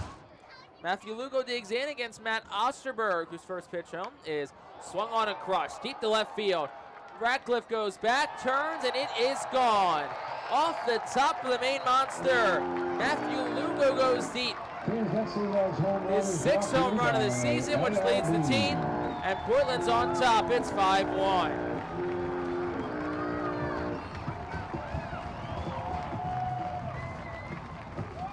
So the game plan against Osterberg seems pretty simple for Portland. We're going to jump on him early in the counts, and if he tries to throw a get-me-over fastball, we're going to jump on that. So here's Mickey Gasper in from the right side, who started the rally in that 4-run third inning with a double to lead off. First pitch from Osterberg is over for a strike. It's 0-1. So the Phillies back in action tonight, underway against San Francisco. 0-1 is down, 1 ball, 1 strike. Beat the Angels 2-1 on Wednesday, took 2 of 3 out in LA. 7-10 on the road trip that went between Cincinnati, San Diego, and Anaheim. 1-1 is on the inside corner, 1-2 to Gasper. Ranger Suarez was also named National League Pitcher of the Month. That was announced by Major League Baseball this morning. 1-2. Swung on, ground ball to fair. A couple of hops for Schwecke, who waits back on it, throws to first in time. Out number 1 for Alex Pinellas. Lehigh Valley got their first win of the week, 7-1 at Worcester. Scored 4 runs off old friend Nick Pivetta, who was making a rehab appearance with the Red Sox. David Parkinson, 3 2/3 shutout innings. Derek Hall homered, 3 RBI. Weston Wilson also had a hit and drove in a couple of runs. Alex Pinellas up, takes the first pitch down. It's 1-0. Jersey Shore, a 6-5 win against Bowling Green. Esteban Jimenez, 2 runs on 6 hits, 5 strikeouts, 5 innings. 1-0 is outside, 2-0 to Pinellas. We talk about hopeful future Fightin' Phils. Justin Crawford, 3 hits, a run scored, 2 RBI. Jordan Disson also had 2 RBI and a base hit. 2-0, swung on, line drive, left center field. It's falling for a base hit. It'll roll up the alley. Rounding first, chugging to second goes Pinellas. That's where he'll stop. Oh, he will not. Takes a huge turnaround second, goes to third, and now that's where he'll stop. It is a triple for Alex Pinellas. And the extra base hit tonight parade continues for Portland. That's their 4th extra base hit. And for Pinellas, that's his first triple of the season. And that'll bring Philip Sykes to the plate. Finally, Clearwater lost 5-4 against Lakeland last night. Braden Tucker, 7 hits, 3 runs, 6 strikeouts over 6 innings pitched. It was actually a win for Clearwater last night. Chase Hopewell got the save. First pitch to Sykes is over for a strike. It's 0-1. And that has been your look around the Phillies organization, thanks to our friends at EPA WA Weather Consulting. Infield up for Redding, the 0-1. Swing and a miss, it's 0-2 to Philip Sykes. It was the 4th inning last week where things really started to unravel for Matt Osterberg. Didn't make it through that inning in his loss against Somerset. 0-2. Just inside, 1 ball, 2 strikes to Philip Sykes.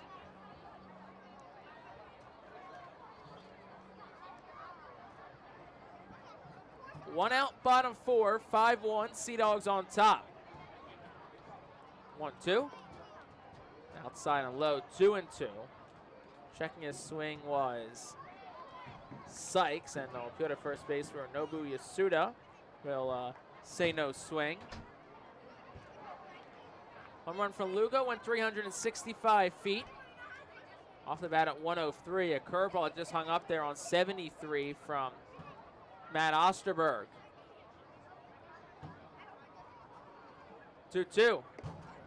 At the knees, caught strike 3. Big strikeout from Matt Osterberg. That's his third. His first since the second inning. That'll bring leadoff man Roman Anthony to the plate.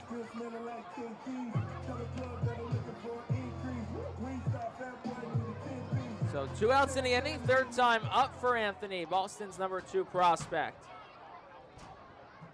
He digs in from the left side. Pinellas will lead off third. Pitch from Osterberg is over for a strike. It's 0-1. That was pitch number 55 for Osterberg.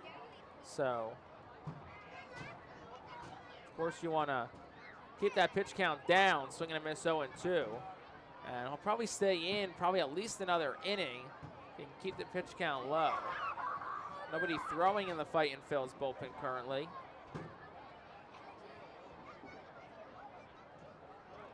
So no balls, 2 strikes, 2 outs to Roman Anthony.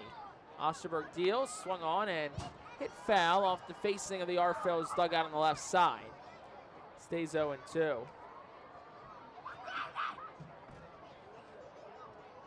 Anthony, who's 2 for 2 today, takes him 2 for 8 across this series. Here's the 0-2, swing and a miss.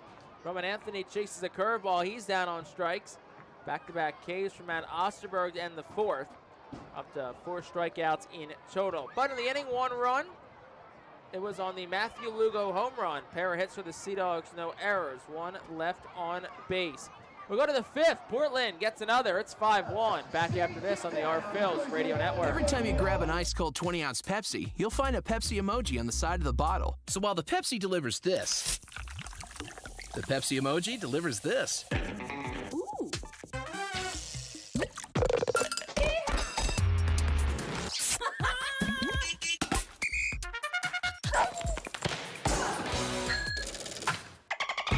So go ahead, crack open a Pepsi, and tell the world how you feel and what you love with Pepsi emojis. Say it with Pepsi.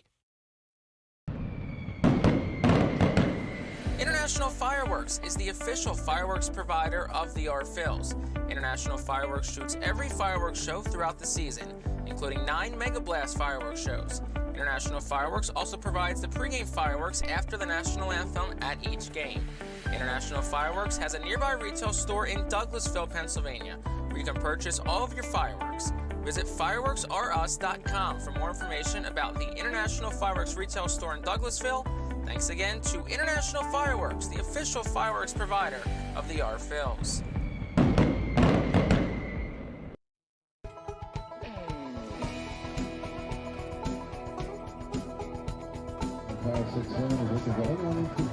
Top half of the 5th inning.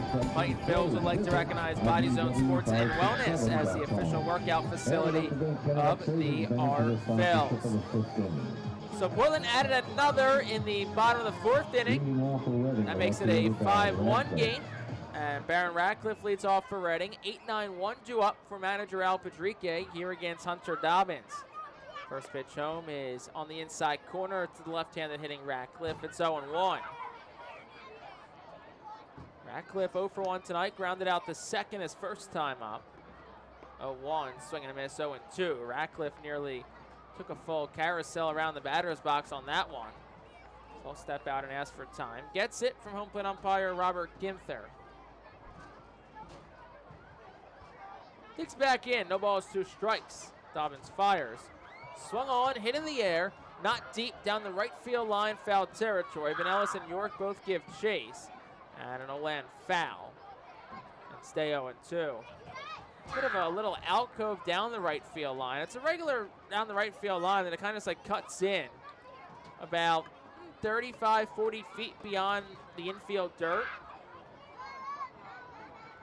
We're kind of similar to the old Minute Maid Park before they got rid of that in center field. Ratcliffe swings and misses at the 0-2. He's down on strikes.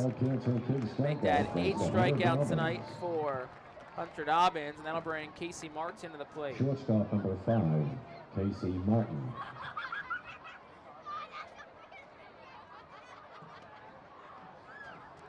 So Martin in from the right side. 1 out on the top of the 5th. Dobbins winds and fires, swing and a miss, 0-1. Took a fastball at 96 up in towards the hands of Martin, in which he could not catch up. 0-1. Swing and a miss 0-2. This time goes changeup at 85, and Casey was way out in front of that. He'll step out and ask for time. Dobbins, all in all, outside of really a few singles scattered and that extra base hit from Ball, he's been really good. 0-2 to Martin. Takes outside, the righty does. It's 1-2. Infield pretty straight up against Martin. Right side, maybe shaded a little bit towards the second base bag. 1-2 is swung on and grounded to the right side.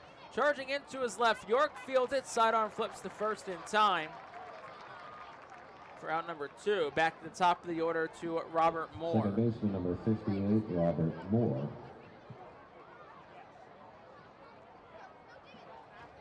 So Moore's 1 for 2 tonight. He singled back in the third with a 2-out hit and was eventually stranded out there. And the switch hitter will dig in from the left side. First pitch home is high and away, 1-0.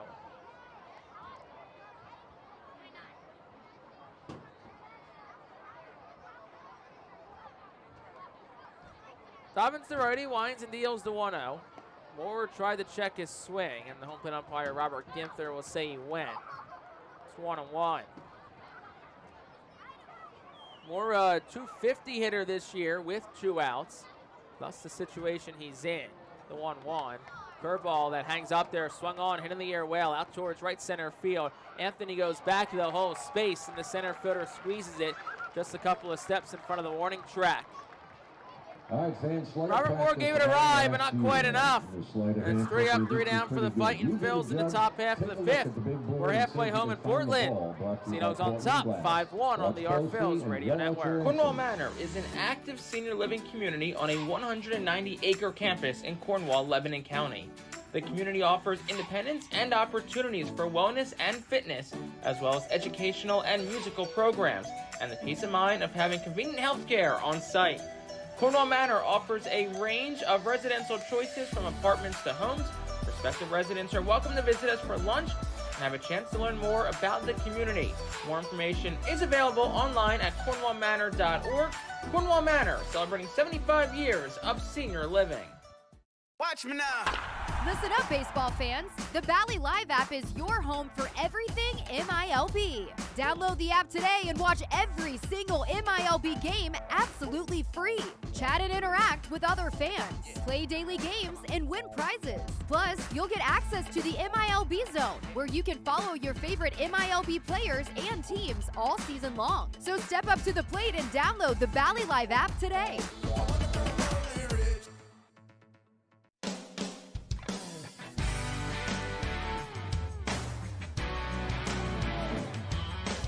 Bottom half of the 5th inning is presented by Cornwall Manor, a unique and charming community nestled on a 190-acre wooded campus with many walking trails, including the Lebanon County Rail Trail. 5-1 Portland on top, bottom 5. I'm Jake Starr. Appreciate you joining myself tonight on the Fightin' Phils Radio Network. I at top Hadlock Field, 2-3-4.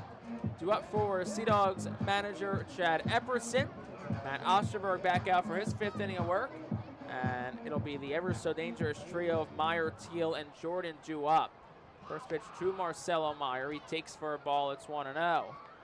That was pitch number 59 tonight for Matt Osterberg. So about his struggles tonight, pitch count has been kept pretty low. 1-0 is swung on and missed. It's 1-1 to Marcelo Meyer.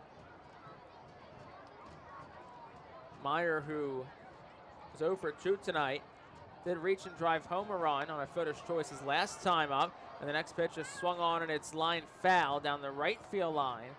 Just a matter of a couple of inches, and it's 1-2.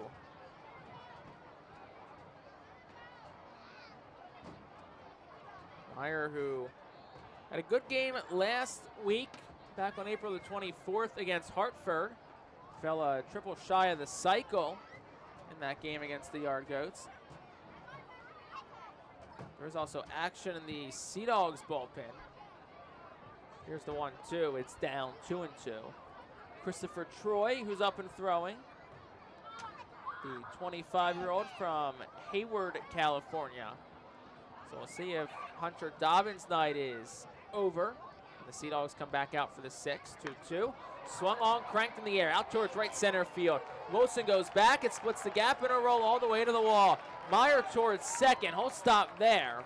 And it's a leadoff double for Marcelo Meyer. And the extra hit parade continues for the Portland Sea Dogs. Meyer's 9th team-leading double of the season. And that'll bring Kyle Teal to the plate for Portland.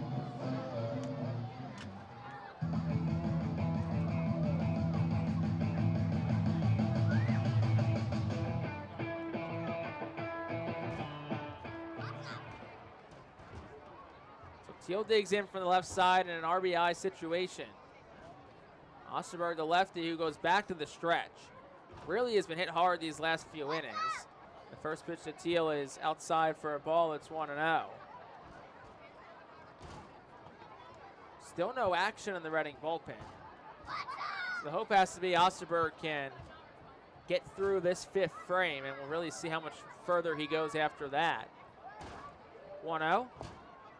Is low and away for a ball, 2-0.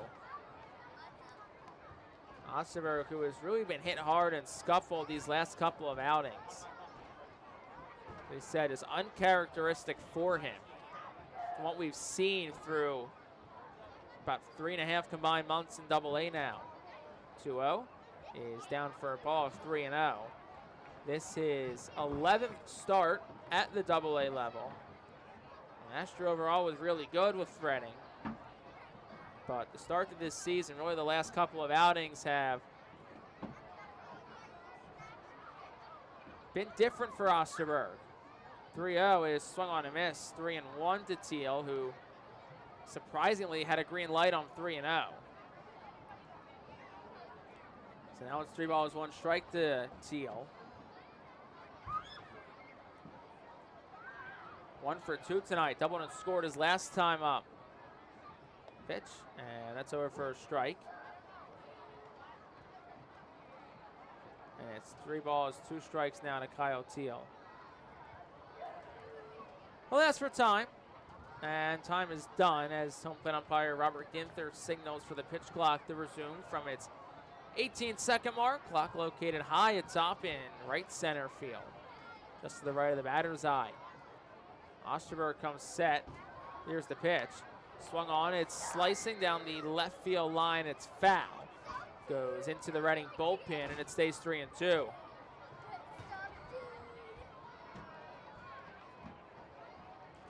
Kyle Teal, who's had a quick ascent through the Red Sox farm system, drafted out of Virginia just last June, and made his way up to Double-A quite quickly. Last September made his Double-A debut. 3-2, swung on, foul straight back. It stays 3-2.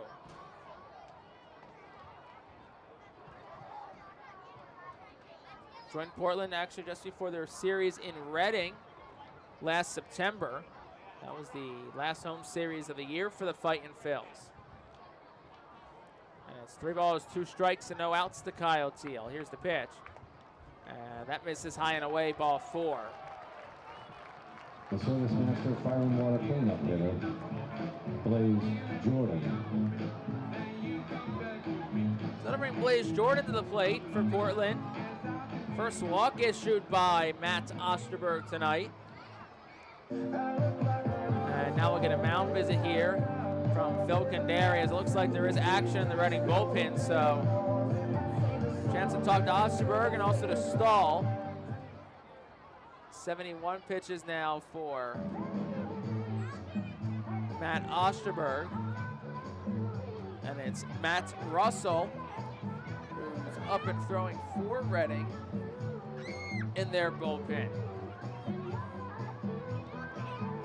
And of course, when you're looking ahead after tonight, you play a doubleheader tomorrow and then a game on Sunday. So still 3 games left to play in 2 days in this series.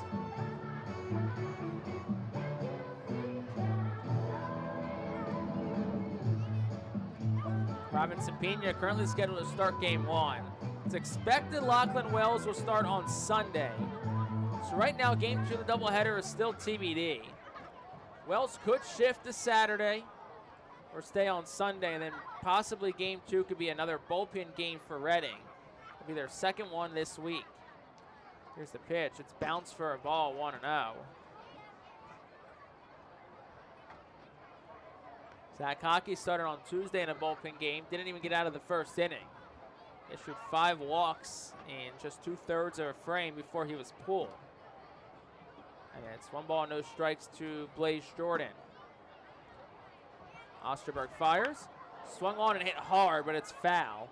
Fortunately, down the left field line, 1-1. Off to conserve wetlands, presented by But Ducks another ball Unlimited. hit hard, though, by Sea Dogs hitters, and now Osterberg's up to 73 pitches, so pitch count is quickly escalating here for the 6'2", 200-pound lefty from Coleman, Wisconsin. 1-1 is at the knees and down. 1 ball, 2 strikes.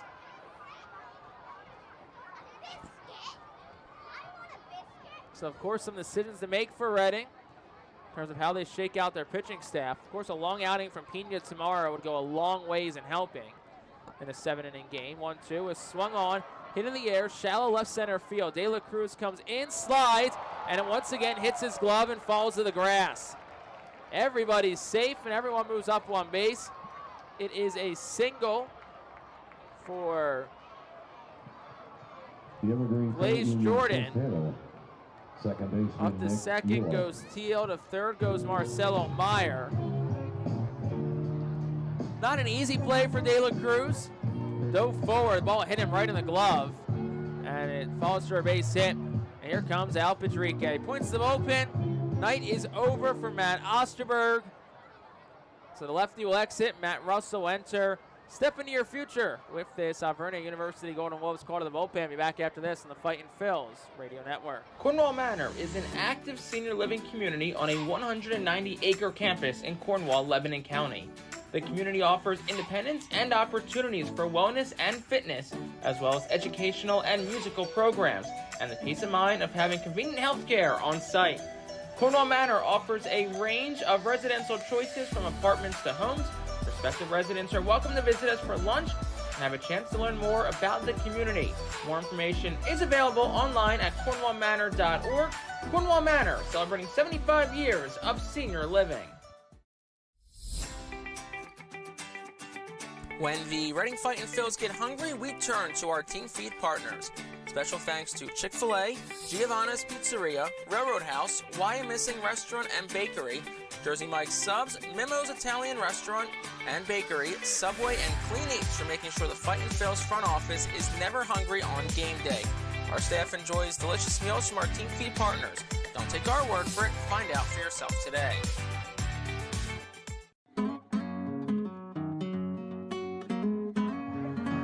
The Alvernia University Golden Wolves go to the bullpen, brings in Fightin's pitcher Matt Russell. 6'2", 190-pound righty from Kansas City, Missouri. Appearing in his 7th game. No decisions nor saves, a 6.75 ERA across 8 innings pitched, where he has 6 strikeouts and 6 walks. Bowen Herod, a big-time jam. Bases loaded, no outs, bottom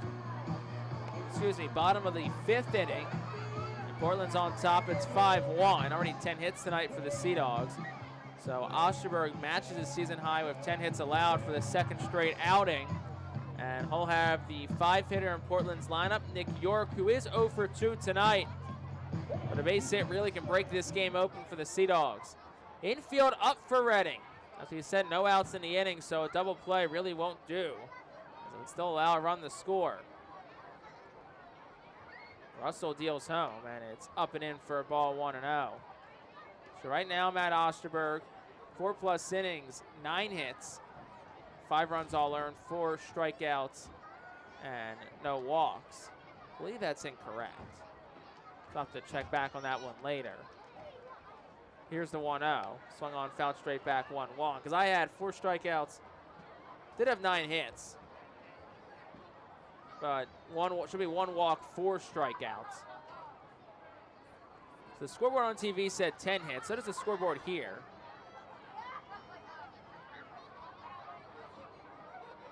I think they may have ruled that last hit a walk by accident. It's over for a strike. It's 1-2.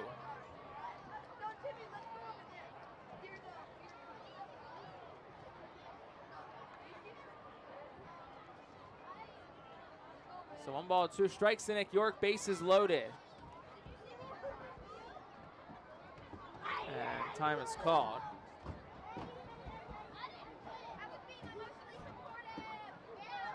So it is 10 hits, for Osterberg, a walk and 4 strikeouts, 4+ innings pitched. Currently on the hook for 5 runs, but could be a whole lot more. Here's the 1-2, and that's outside 2-2. Of course, Russell's job is to try and keep these inherited runners from crossing home plate. Bases loaded, no outs, bottom of the 5th inning. 5-1, Portland on top. Nick York, the batter. Matt Russell fires home. Swung on, grounded foul past the third base coach's box. It stays 2-2. Of course, any sort of a strikeout, weakly hit fly ball that's pretty shallow. Both would help a lot right now. As home plate umpire Robert Ginther gets some more balls from the Sea Dogs ball boy.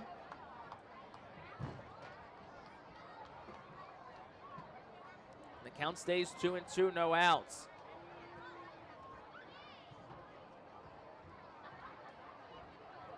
Russell, a deep breath, set, fires home. And that's swung on and poked foul down the right field line. Off the steps, just above where the Fightin' Phils clubhouse is, down the right field line at the arena next door where the Maine Celtics, Boston's G League affiliate, plays its home games. That's a 2 ball, 2 strike count. Russell again, set just above the belt. The pitch, swung on and dribbled foul towards the Phils dugout, where it kicks off back to Chad Epperson in the third base coach's box. So a bit of a battle here between Nick York and Matt Russell, and it's still a 2 ball, 2 strike count, no outs in the 5th. Portland up 5-1, threatening with a lot more.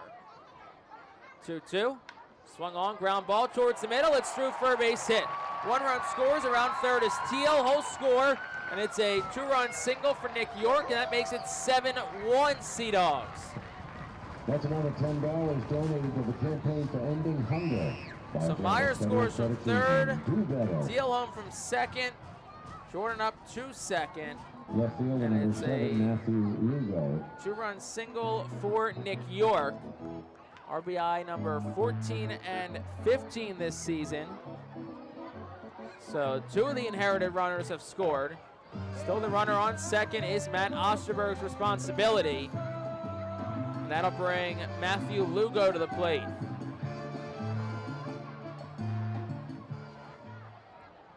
Lugo digs in from the right side. 7-1 ball game, Sea Dogs on top.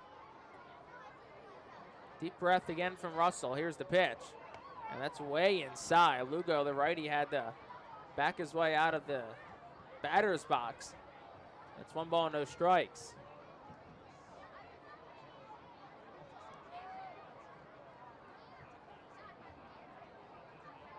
Russell again comes ready. Here's the pitch.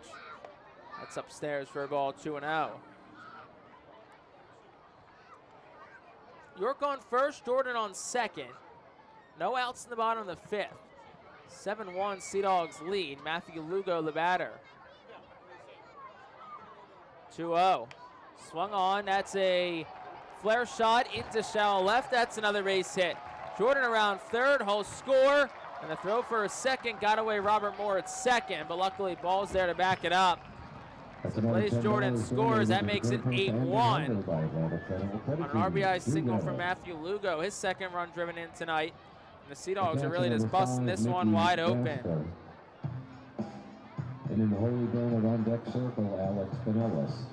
That'll bring Mickey Gasper to the plate. Still no outs in the inning. Caleb Ricketts steps out in front of the plate to deliver signs to his infield. Should Gasper lay a bunt down. Mickey, who's 1 for 2 tonight, doubled and scored a run. He's also grounded out to third. First pitch from Russell is outside for a ball. It's 1-0. So now the line can close on Matt Osterberg.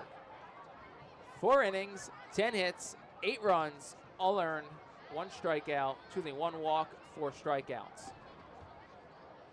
1-0 is down for a ball. It's 2-0. So So now across his last 2 outings, Osterberg 7 1/3 innings pitched, 20 hits allowed, 18 runs, 15 earned, 4 walks, and 4 strikeouts.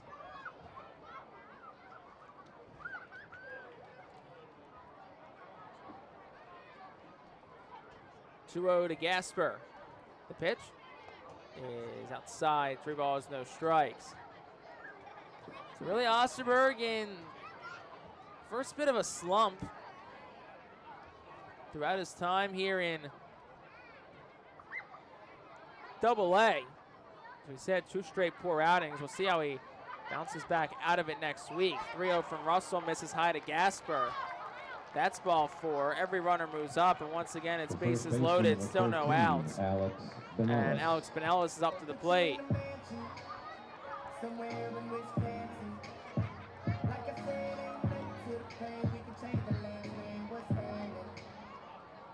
At this point, Reading just needs something offensively to go its way. Really, at this point, I think you're willing to trade a run for a double play ball, as the infield does play back.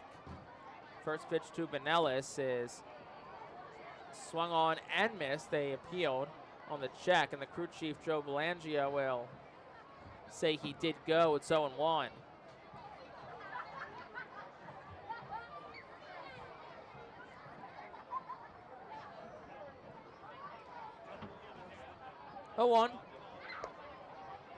That's up, 1 ball, 1 strike. So Reading in danger of dropping its 3rd straight to open up this series. Chris Troy continues to throw in the Portland bullpen. Looks like it's been a while since we mentioned that, all in the same inning. 1-1 is swung on and missed, 1 ball, 2 strikes to Alex Pinellas.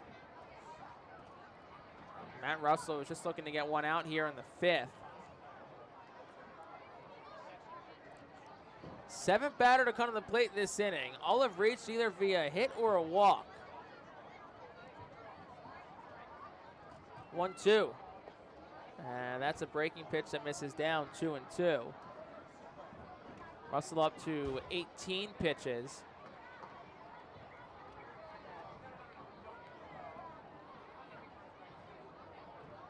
And it's a 2 ball, 2 strike count to Pinellas. Pitch. Swung on and fouled off of the left-handed hitting Pinellas in the batter's box. It'll stay 2-2. Second time Russell has pitched this week. Threw on Tuesday, got a no decision. 1 inning, 1 hit, 1 run. It was not earned. No walks and a strikeout.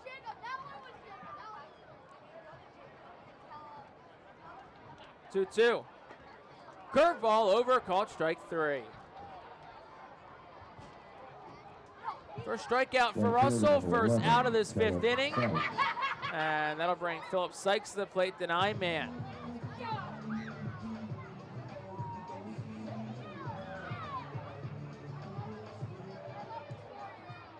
Bases remain loaded, 1 out, bottom of the 5th. 8-1, Portland leads. Sykes the batter from the right side against the right-handed throwing Russell.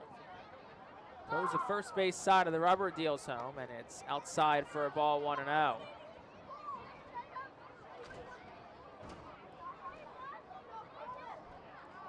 Matt Russell has spent all last year with High A Jersey Shore.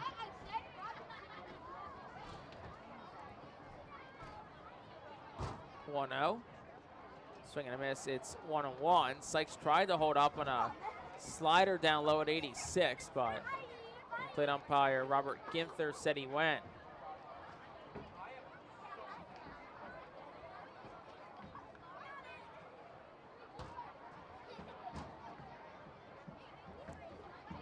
One count to Philip Sykes.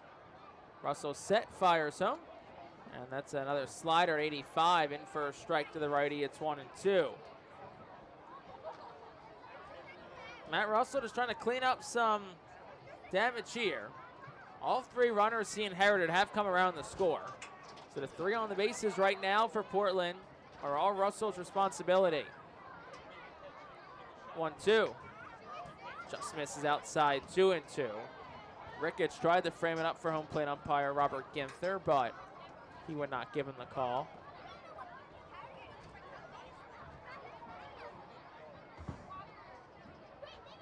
2-2 count now to Philip Sykes.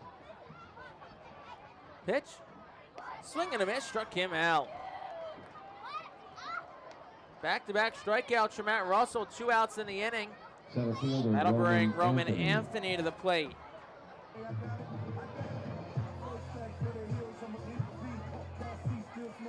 Anthony, the 9th Sea Dog, to come to the plate this inning.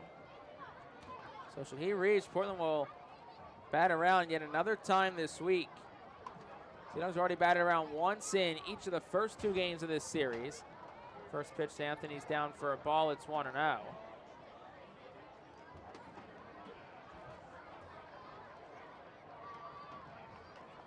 Opponents have batted around 6 times already against Reading this season. Reading's done it just once.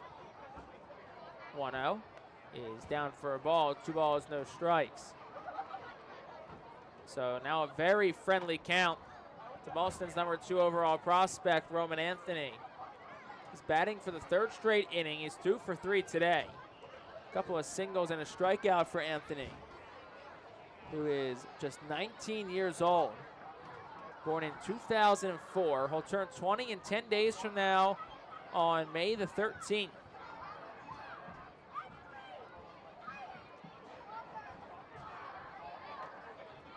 (2-0) is down for a ball. 3-0 to Roman Anthony.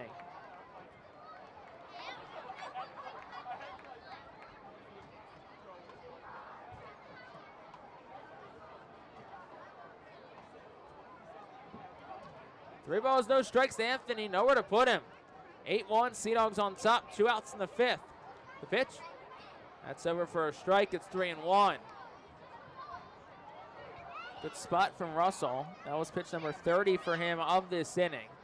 So you got to think it's probably one and done for Matt Russell.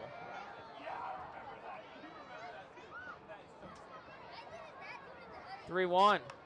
Swung on, slicing down the left field line. It's out of play, foul. It's 3-2. And now Russell and the Fightin' Phils are a strike away from finally getting out of this 5th inning. A pair of crooked numbers already put up tonight by Portland. 4 in the 3rd, 3 here in the 5th. And Roman Anthony trying to make it a lot worse. Matt Russell, though, if he has anything to say about it, hoping to stop that. All 3 runners will be off and running on the pitch. 3-2. Swung on and sliced foul. Similar spot. And the bleachers down the left field line just above the Fightin' Phils bullpen. There is no one throwing in the Reading bullpen, so expectation is Russell can get out of this inning. 3-2 again. 2 outs. Bases loaded. Bottom 5. Runners all will be off on the pitch. Russell ready. Here's the pitch. Swung on and grounded foul off the front foot of Roman Anthony. So one of Boston's prize prospects will take a couple of moments and walk that off.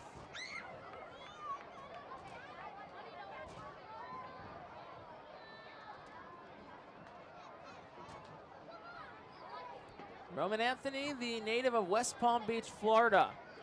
Stands tall, stands even, left-handed batter's box. Bases loaded, 3-2. Payoff pitch. That's down low, ball 4. 1 run already scores. Ball hit the top of the netting. And fortunately for Reading, stays in play because of that one out. That would have brought another run home. But with the walk, Nick York scores. Lugo up to 3rd, Gasper to 2nd. And it's an RBI walk. Second one issued by Russell to make it 9-1 Portland. Second RBI also tonight for Marcelo Meyer. Excuse me, Roman Anthony. And that now brings Marcelo Meyer to the plate. Here's Phil Candary out for yet another mound visit. Reading, who seemingly is running low on those already here in the 5th.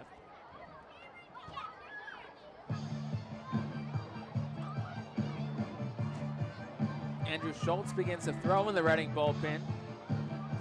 It's a 9-1 game. Sea Dogs sending their 10th man to the plate this inning. In Meyer, and it's the 3rd straight game that Portland has had at least one inning in which the Sea Dogs have batted around.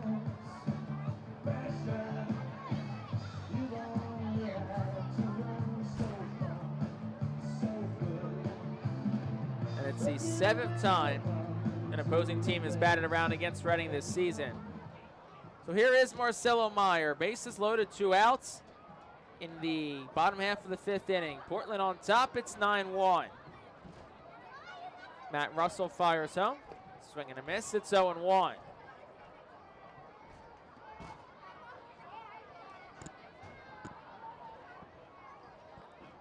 Meyer is 1 for 3 tonight. Does have a couple of runs scored and an RBI. 0-1. Swing and a miss, it's 0-2. Meyer, Boston's top-ranked prospect. 21-year-old from Chula Vista, California. Was a first-round pick out of high school by the Red Sox back in 2021.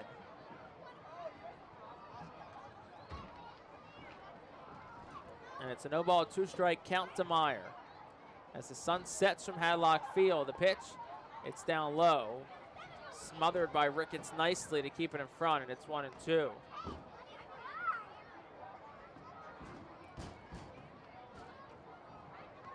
Meyer, the 10th Sea Dog to the plate this inning.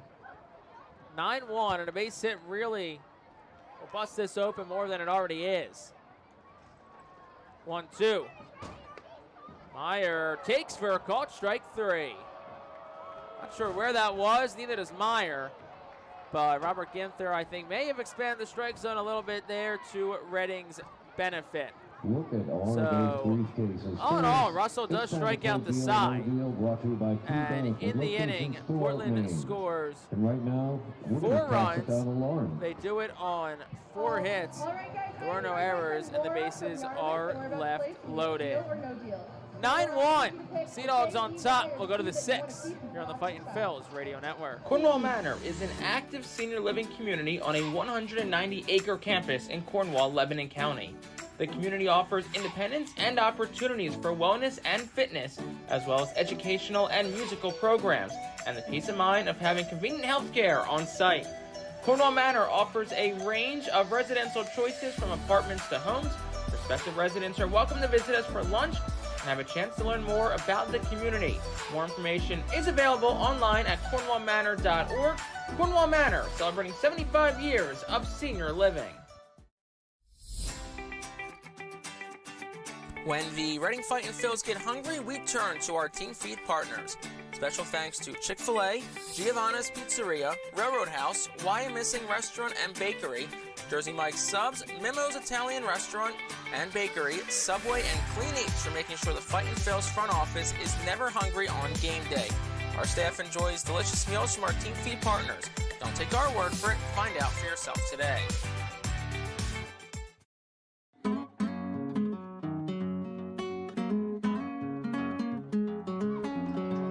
The top of the 6th inning, and established 1928, the Manor Golf Club is one of the oldest public courses in eastern Pennsylvania, located conveniently between Philadelphia, Lancaster, and Allentown in Sinking Spring.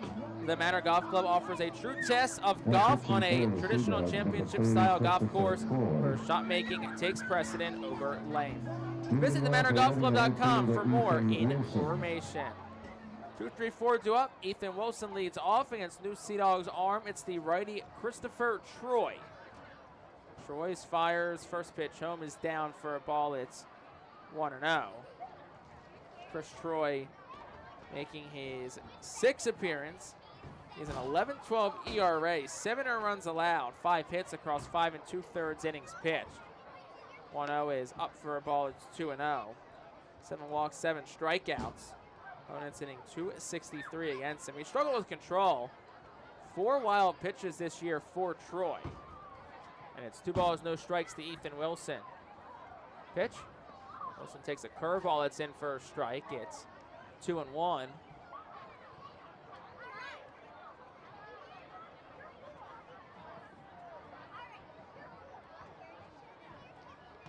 Two-1 pitch.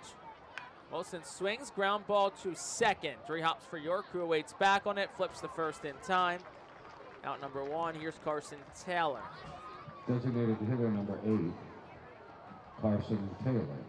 So we can close the line on Hunter Dobbins, who's currently in line for the victory tonight. 5 innings, 4 hits. 1 run was earned. No walks, 8 strikeouts for Hunter Dobbins tonight. through 76 pitches. Here's the pitch to Taylor, and he takes inside for a ball. It's 1-0. Portland probably figured not really much of a need to try and push Dobbins with the cushion that Portland is giving its pitching staff at this point. 1-0 to Taylor, and it's over for a called strike. It's 1-1. Taylor 0 for 2 tonight, pair of strikeouts. Both came against Dobbins. 1-1 is down for a ball. It's 2-1. Also noticing on the video board, the headshot for Carson Taylor is actually Christian McGowan. So that's something. 2-1 is up for a ball of 3-1. Thought from afar the McGowan, that headshot looked familiar, probably because I took it. And got the binoculars out and zoomed in and was confirmed my suspicions. That is Christian McGowan on Carson Taylor's headshot. 3-1 is outside for a ball 4.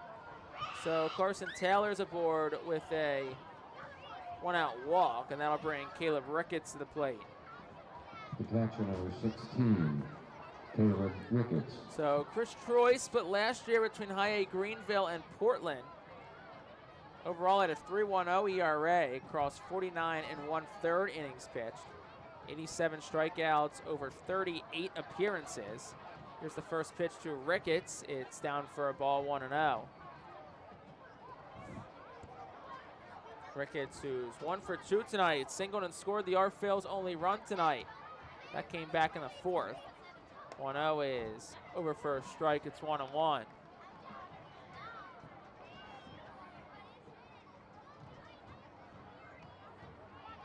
Carson Taylor gets his lead off first. 1-1 from Troy is down, bounce, but blocked nicely by Gasper. Shoots out in front of him, but he quickly pounces on it. Taylor not much of a threat to run. Does have 2 stolen bases this year. They both came in the game last week. April the 24th against Somerset. Those 2 stolen bases were a career high for him. 2-1. Swung on, fouled straight back by Ricketts. It's 2-2. Chris Troy also led all Red Sox minor leaguers last year. 15 strikeouts for 9 innings pitched. Ended up pitching in the Arizona Fall League. Spent 4 seasons at UC Santa Barbara before getting drafted by the Red Sox in 2021. 2-2, runner takes off, pitch is grounded sharply to the first baseman. Benellis dives for it, stops it, tags the bag. Ricketts retired. Taylor does get up to second on the play. Now go down as a 3 unassisted for Alex Benellis. Nice play from the Portland first baseman. That'll bring Trevor Schwecke to the plate with 2 outs in the inning.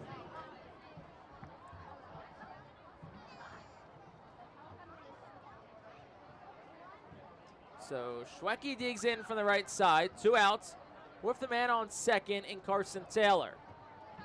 Troy fires, and Schwecke swings, hits a ground ball to the hole at short. Meyer backhands it, falls down, throws to first, and it gets away from the first baseman, Alex Benellis. In the score is Taylor. And that makes it a 9-2 ball game. So we'll see what they roll it. My guess would be a single for Schwecke, but then an E6 that allowed Taylor to score, because Taylor wasn't going to score unless that ball got away. Here's Bryce Ball. So I'll await the official decision here momentarily. So shouldn't be an RBI for Schwecke, but we'll see what they roll it. First pitch is down to Bryce Ball. It's 1-0. Nonetheless, makes it a 9-2 ball game, and there is an error flash on the board. So see if it's just a straight E6 or if it's a single and then an E6 to allow the runner to score. It did put a hit on the board, so it looks like it should be a single then an E6. Here's the pitch. Ball swings and misses, 1-1.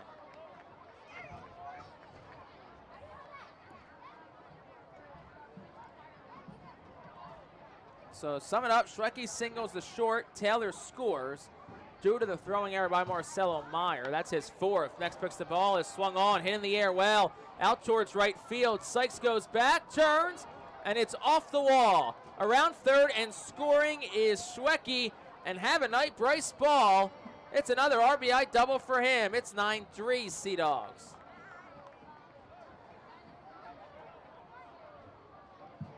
Center fielder number 45, Carlos De La And Cruz. that'll bring Carlos De La Cruz to the plate, as Reading's gotten a couple of runs back. And you have to like the fight.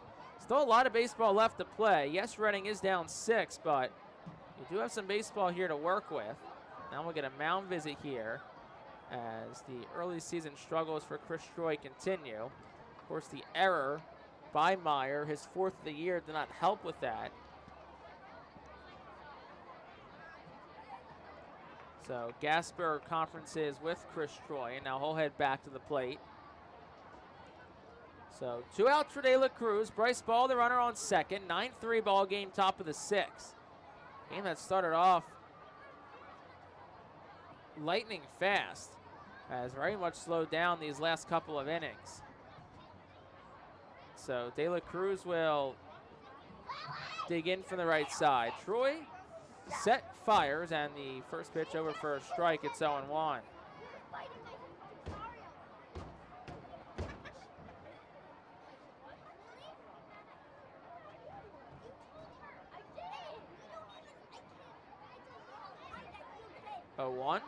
And De La Cruz swings and fouls it straight back. It's 0-2.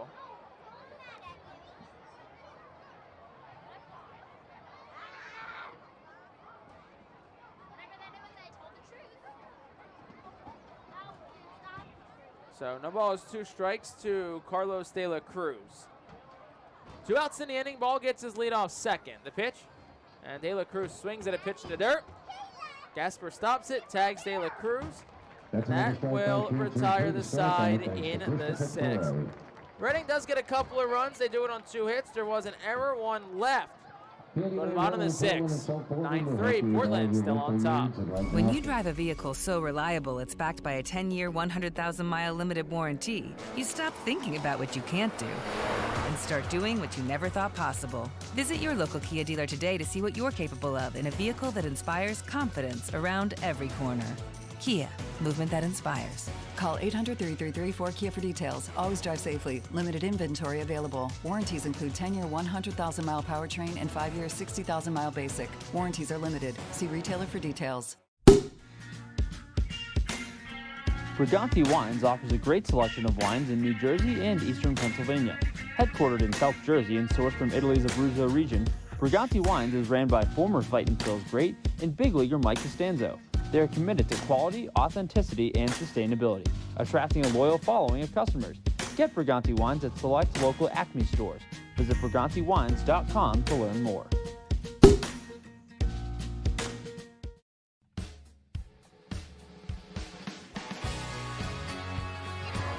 Bottom half of the 6th inning, 9-3 our score. And this day in baseball town history is presented by our friends at Savage Auto Group. Visit Tim Crawford and Savage 61 for all of your automotive needs. A year ago, May 3rd, 2023, at Hartford, Reading's offense explodes in a 12-6 win over the Argoats. The only thing that could slow down the Fightin Phil's offense was the weather, as the game was called after 5 full innings due to rain. Ethan Wilson homered en route to an Eastern League Player of the Week honors for the 2nd straight day, which was the 2nd time he homered in back-to-back games in a 1-week span. Newcomer Drew Ellis joined the home run party, while Carlos De La Cruz and Johan Rojas each collected 3 hits. Every member of the Art Phil's lineup reached base and scored a run. There's a lot to break down in that one. I think with this inning we'll get to that. Nonetheless, though, it's the bottom half of the 6th inning. 9-3 Portland's on top.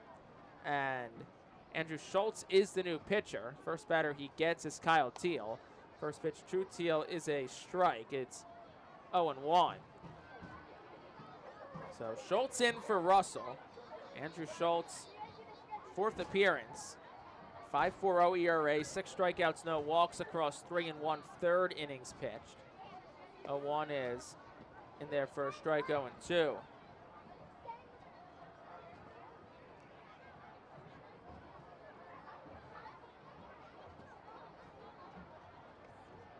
And Teal will step out.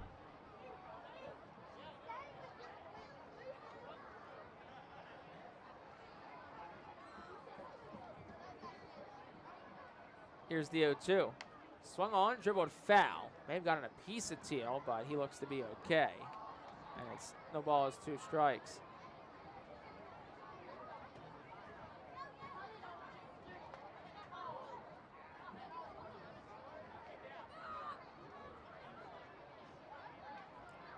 Oh, 2 count to Kyle Teal. Here's the pitch. He swings, fouls it straight back, stays 0-2.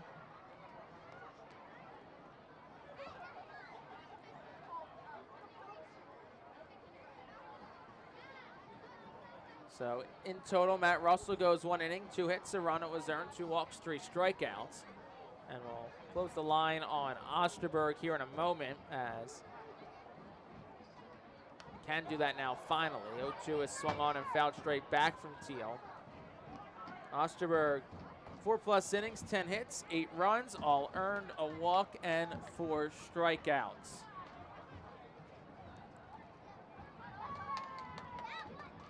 No balls, 2 strikes to Kyle Teal. Andrew Schultz stangles the right arm as he looks in for the sign. Comes set at the belt. Here's the pitch. And on the inside corner, called strike 3. First strikeout for Andrew Schultz. So you like to see from him as he works his way back off the injured list. And 1 out of the inning for Blaze Jordan. Andrew Schultz was placed on the injured list on April the 13th.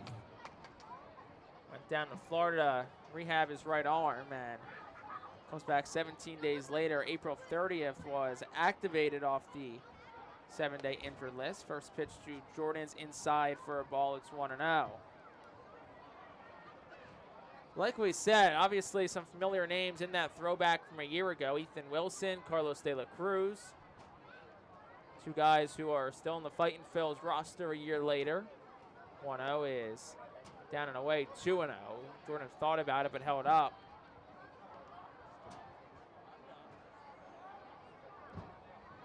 Drew Ellis, who was called up to AAA not too long after, and then did have a cup of coffee with the Phillies. Hit a couple of home runs in the game in Washington. 2-0 misses upstairs, it's 3-0. Then, of course, there's that one name on there, Johan Rojas. Not sure if anybody's heard of him. Johan, of course, who was called up to the Phillies back in mid-July last year, just after the All-Star break, and has been a staple there ever since. 3-0. Green light for Jordan. It's 3-1 as he fouls it back. Also, for anyone curious, I'm going to do a check-in here on George Klassen. Through 4 innings, 3 hits, no runs, no earned, 3 walks, 7 strikeouts. 72 pitches, 44 for strikes. So the Phillies pitcher of the month picking up right where he left off. 3-1 is outside ball 4. So after a strikeout to the first hitter, Andrew Schultz walks to second. The 4th walk issued by Reading pitching tonight. And that brings Nick York to the plate. Rojas, of course, has turned himself into pretty much an everyday, maybe a 5-6 day a week player in center field for the Phillies. Already has showcased his excellent defense plenty of times, and the bat's certainly been coming around for Johan Rojas as York steps in from the right side. First pitch is upstairs, 1-0.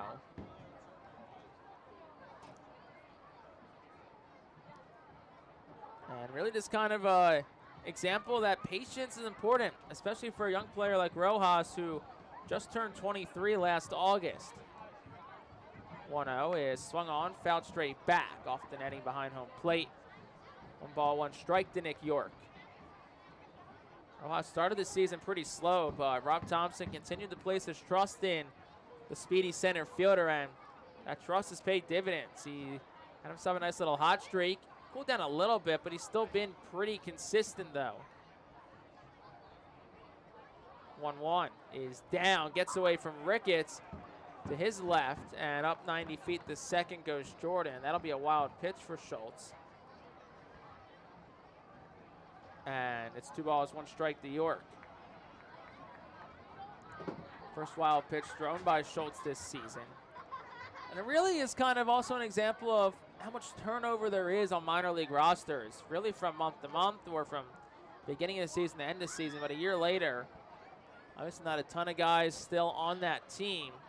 2-1 upstairs, 3-1. That team last May, if we got on the roster here, Baker was.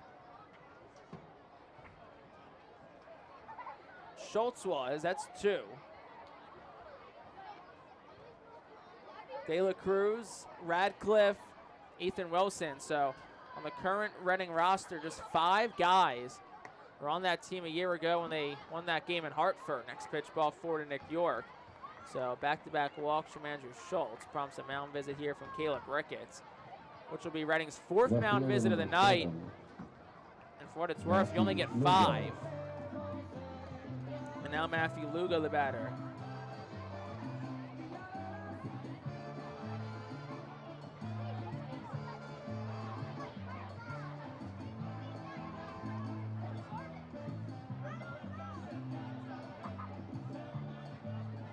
So Caleb Ricketts retreats to his post at home plate. And it's runners on first and second, 1 out in the bottom of the 6th. 9-3 ball game. Portland threatening once again.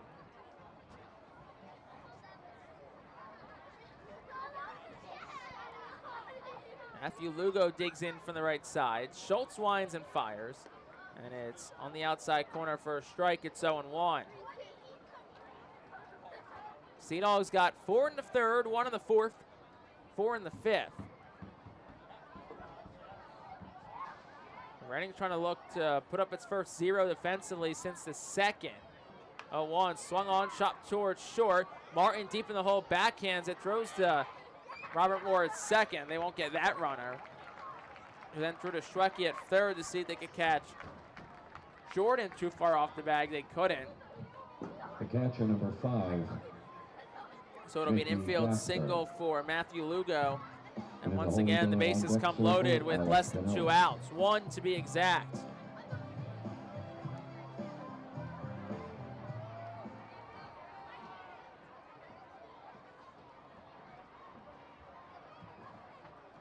So Mickey Gasper in from the left side. Infield back, they'll look to turn 2.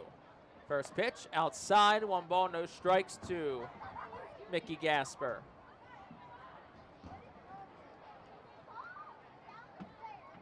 Gasper, who's been aboard twice, he doubled and scored back in the 3rd. Walked his last time up, last inning. 1-0, swung on and crushed, but it's down the right field line and foul. That's all And it's balls after 1-1. the Wetlands presented by Ducks Unlimited. Lots of hard-hit balls by Portland tonight. Both fair and foul. That's not the first ball that was crushed foul in this ball game. Next pitch to Gasper is down for a strike. It's 1-2. Gasper, who's 1 for 2 tonight, 3 for 8 across the series so far. He's already scored 6 runs in about 2.5 games worth of action this week. 1-2. And Gasper tried to check his swing on the ball in the dirt. They'll appeal to 3rd, where Joe Belangia, the crew chief, will say no swing. Belangia, the third base ump, though, is standing just off to the left of the pitcher's mound from our vantage point behind home plate. Infield remains back to turn 2. Outfield pretty much straight away for the Fightin' Phils. The corner outfielder is shaded a little bit towards the lines, but that's about it. 2-2, swing and a miss. Gasper goes down on strikes. So it's the 2nd strikeout from Schultz, which has been sandwiched around 3 straight base runners. 13, and it's Alex bases loaded, 2 Benelis. outs for Alex Benelis.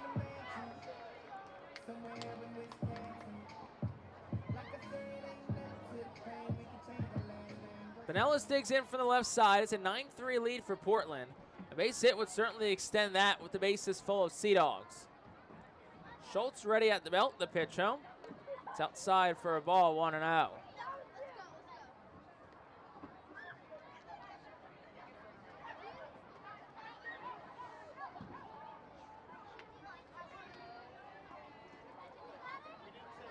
Right at 8 o'clock here on the East Coast.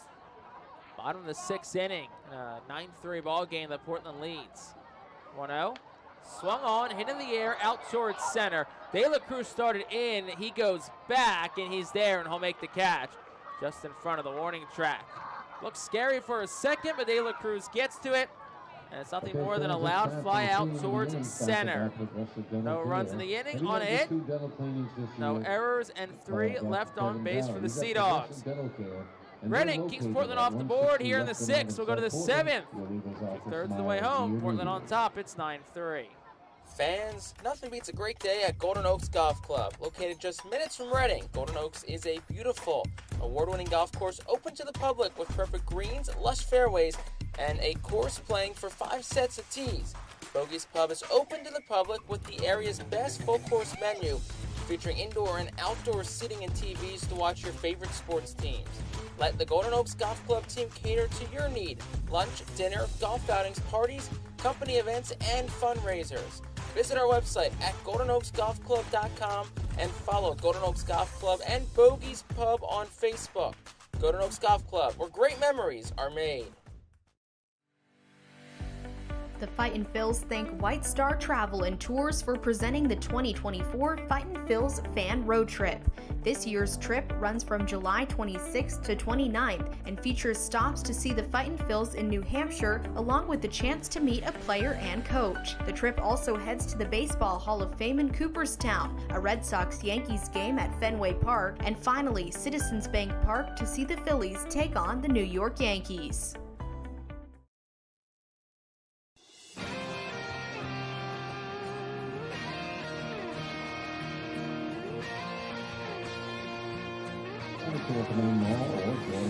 Top of the 7th inning. Our Phils are excited to bring you baseball from the comfort of your own home live. Join us on the Fightin' Phils Radio Network on YouTube, Facebook, Twitch, Twitter, or ourphils.com/radio.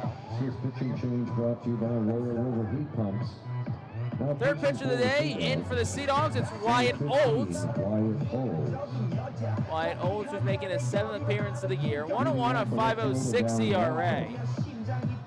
6 hits, 10 2/3 innings pitched, 11 walks, 18 strikeouts. Opponents 162 against him.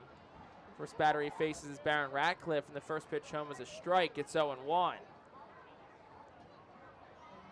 So 8-9-1 due up for the Fightin' Phils in a 9-3 ball game. Here's the pitch. Ratcliffe swinging a miss on a 89-mile-per-hour pitch down low. And just like that, it's 0-2 to Ratcliffe. Olds, who chose the first base side of the rubber. Overhead windup deals home. And the 0-2 is swung on a miss. Ratcliffe down on 3 pitches. That'll bring Casey Martin to the plate. So Olds in for Chris Troy, who went an inning, 2 hits, 2 runs, both earned. 1 walk, 1 strikeout. And now Martin's the batter.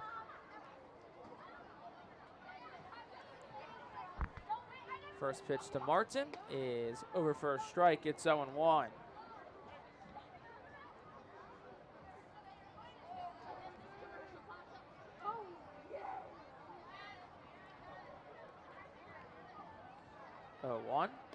And that's at the outside corner, 0-2 to the right-handed hitting Casey Martin. So 5 straight strikes by Wyatt Olds to start this inning. And the 0-2 outside and low, 1 ball, 2 strikes. Wyatt Olds, first time he's pitched this week. Threw a couple of times last week against Hartford. Roughed up last Sunday, 3 runs on 3 hits in an inning and a third of work. 1-2, Martin swung on, grounded towards short. Meyer charges, sets himself, throws across in time. And that's out number 2. 6-3 goes to put out. Back to the top of the lineup for Robert Moore. Second baseman, number 58, Robert Moore.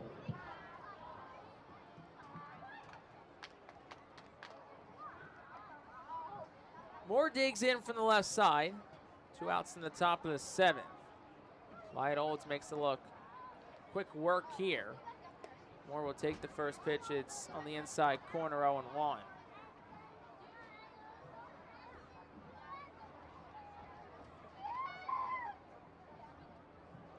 There is action in the Reading bullpen. It's Tommy McCollum up and throwing. 0-1, a swing on a miss, 0-2. So usually wouldn't see McCollum in a 6-run deficit, but I guess you figure that he needs to get some work in. I'm sure he'll probably have a number in mind they want to cap him at in case maybe he pitches on Sunday. 0-2, Moore swung on, chopped to first. Couple of hops for Benellis. He'll field it and race over to the bag to beat Moore. It's in time. And that retires the side in the 7th. No runs, no hits. Nobody left on base for the Fightin' Phils. It is stretch time here from Hadlock Field. Bottom of the 7th coming up next here on the Our Phils Radio Network. Nursing home neglect is a serious problem. If you or a loved one has suffered from bed sores obtained in a nursing home or a fall down in a nursing home resulting in a fracture, our friends at Swartz Culleton can help. Call the attorneys at Swartz Culleton for a free consultation. Their phone number is 1-800-JUSTICE. That's 1-800-587-8423. Once again, call 1-800-JUSTICE today. Swartz Culleton is a proud sponsor of the Reading Fightin' Phils. Welcome to Aspire Memory Support at the Highlands of Wyomissing, where every day is filled with purpose and connection. Our innovative approach featuring the Hearthstone Institute's renowned I'm Still Here program ensures that every resident living with Alzheimer's or dementia experiences a life worth living. With evidence-based techniques and personalized care, we focus on meaningful engagement to reduce common symptoms like agitation and anxiety. Join us in celebrating the person behind the memory loss with activities tailored to their unique interests and abilities. Discover the difference with Aspire Memory Support at the Highlands at Wyomissing. Call us today and embrace a renewed sense of purpose for your loved one.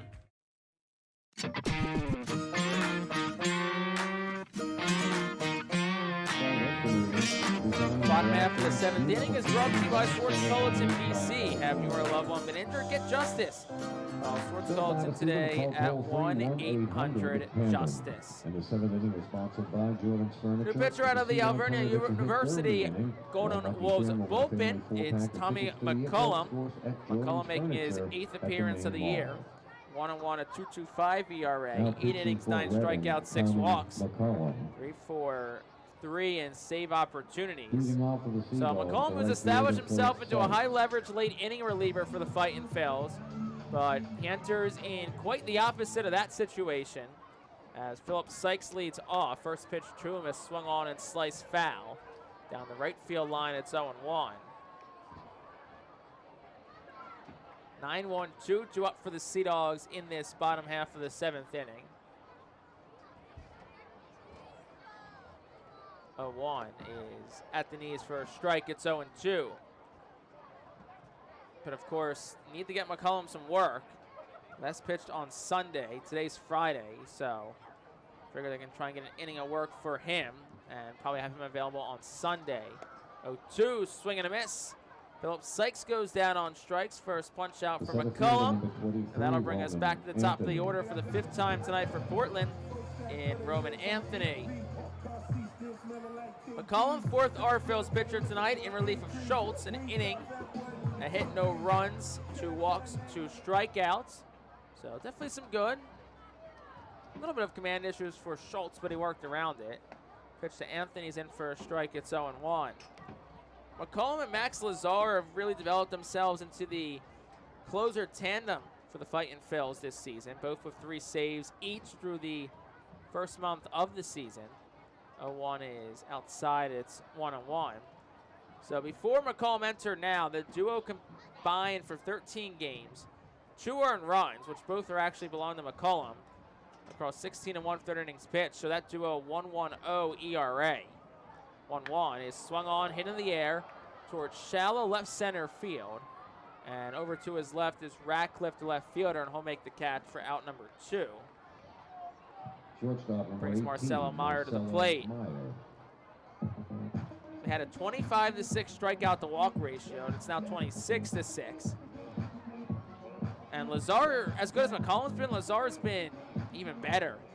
6 appearances, 8 1/3 innings pitch, a 0 ERA, 14 strikeouts, no walks. First pitch to Myers, swung on and missed by the lefty. It's 0-1. As a whole, there's been pros and cons, of course, the Reading season, but one of the positives so far is when they have a lead late, they keep that lead. 0-1's down, 1-1. They were 6 for 7 in save opportunities in April. The one blown save was a tie game in Binghamton, so don't really want to factor that into the equation. They went 3 for 6 in save opportunities last April, where blown leads was a big theme. 1-1 is swung on and slice foul down the left field line, 1 and 2.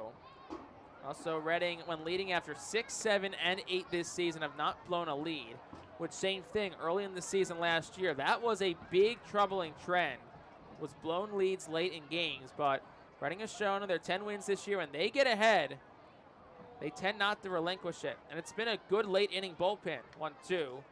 Swung on by Meyer, fouled straight back.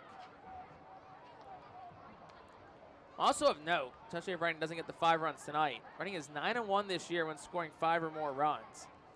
They are 1-12, could be 1-13 when scoring less than 5. 1-2, Meyer swings and misses. And it's another impressive inning for Tommy McCollum. Throws just 11 pitches. No runs, no hits, nobody left. 5 straight Sea Dogs sent down by Fightin's pitching. We'll go on to the 8th. 9-3, Reading on top. Nursing home neglect is a serious problem. If you or a loved one has suffered from bed sores obtained in a nursing home or a fall down in a nursing home resulting in a fracture, our friends at Swartz Culleton can help. Call the attorneys at Swartz Culleton for a free consultation. Their phone number is 1-800-JUSTICE. That's 1-800-587-8423. Once again, call 1-800-JUSTICE today. Swartz Culleton is a proud sponsor of the Reading Fightin' Phils. Join us as we celebrate Reading's Spanish and Latino culture during 12 Friday home games this season. The Savage Auto Group Fiesta Fridays are presented by Cathay Law Offices, Suburban Brewing Company, Carl's Cards and Collectibles, Humane Pennsylvania, Star City Boxing, and the American Diner. Fiesta Friday features special Los Luchadores de Reading uniforms, Hispanic and Latino food and music, and other cultural elements throughout the ballpark. Get your tickets now by calling 610-370-BALL, online at artphils.com, or at the Customers Bank ticket office.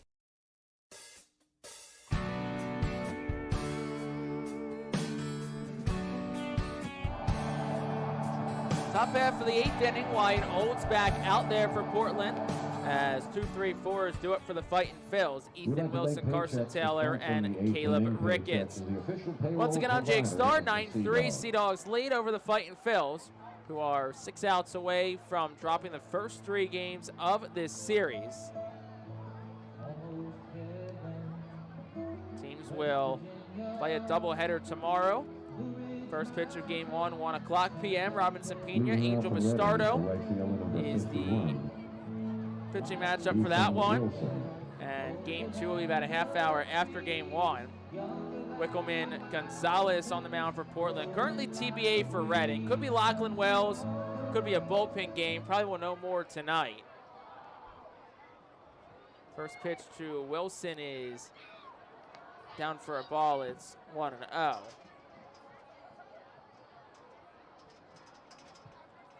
Bono strikes to Wilson, who's 0 for 3 tonight. Here's the pitch, and inside for a strike, it's 1-1.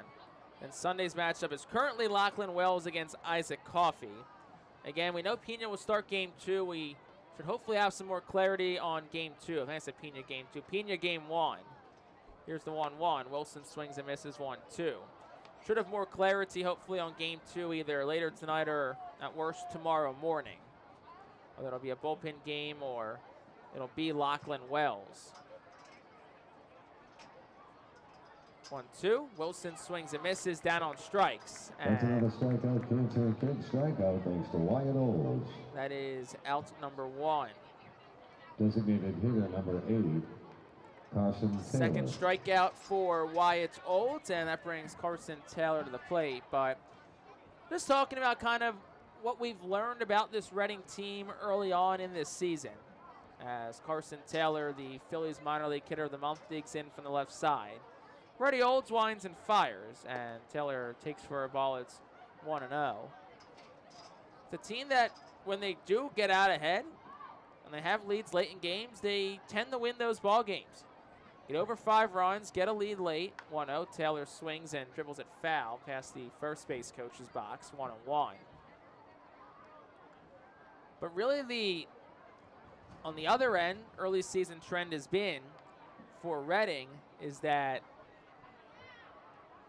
blowout losses. That has really been kind of the big troubling trend. 1-1 is in for a strike. It's 1-2 because when Reading wins, it's usually clean games. They've had close losses, but really not a ton this season. And the blowout losses have really, I think, skewed a lot of the numbers. 1-2 is down for a ball, 2-2. Reading had a 19-1 loss to Bowie back on April the 6th. 11-0 to Portland on April 12th. 9-2 on the 13th. 13-2 against Somerset last week, followed by a 9-0 loss against Somerset the following day last Saturday. Then they open up this week 9-3, 8-3. Pitch to Taylor's outside for a ball, 3-2, and right now stands at 9-3. So be curious to see, and it'll take some digging on my part, maybe at some point this weekend or next week, you know, where Reading kind of stands when you take out some of those lopsided losses. Taylor fouls it back 3-2. I mean, especially the 19-1s, the 11-1s, the 9-0s, 13-2s. Like, when you take those out, obviously the record's better, but, you know, where does Reading stand? And especially ERA rankings, you take some of those out, and an ERA that ranks the league worse, probably is more middle of the pack. 3-2 is on the outside corner, called strike 3. Taylor did not think so. Robert Ginther punches him out. 2 outs and 8 for Caleb Ricketts. Reading 4 outs to work with. Chick-fil-A chicken sandwich. But that's really been the big trend, is that when Reading plays complete games, they're winning. It's not like last April where you play a good game, you're up in the 9th, you blow the lead, which seemed to happen quite often early last season. First pitch to Ricketts is a strikeout on 1. So Reading's doing what it's got to do. They're winning ball games, but there's been a lot of instances this year where the opponent races out, and it's been very lopsided losses a lot so far early this year. 0-1 is down and in, 1-1.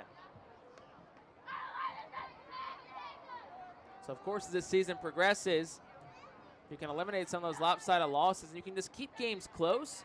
Reading has shown they have an ability to play well when it's a close game. Ricketts, a check swing, but he makes contact with it. It's 1-2. And, of course, if you fall tonight, you still have 3 opportunities this weekend.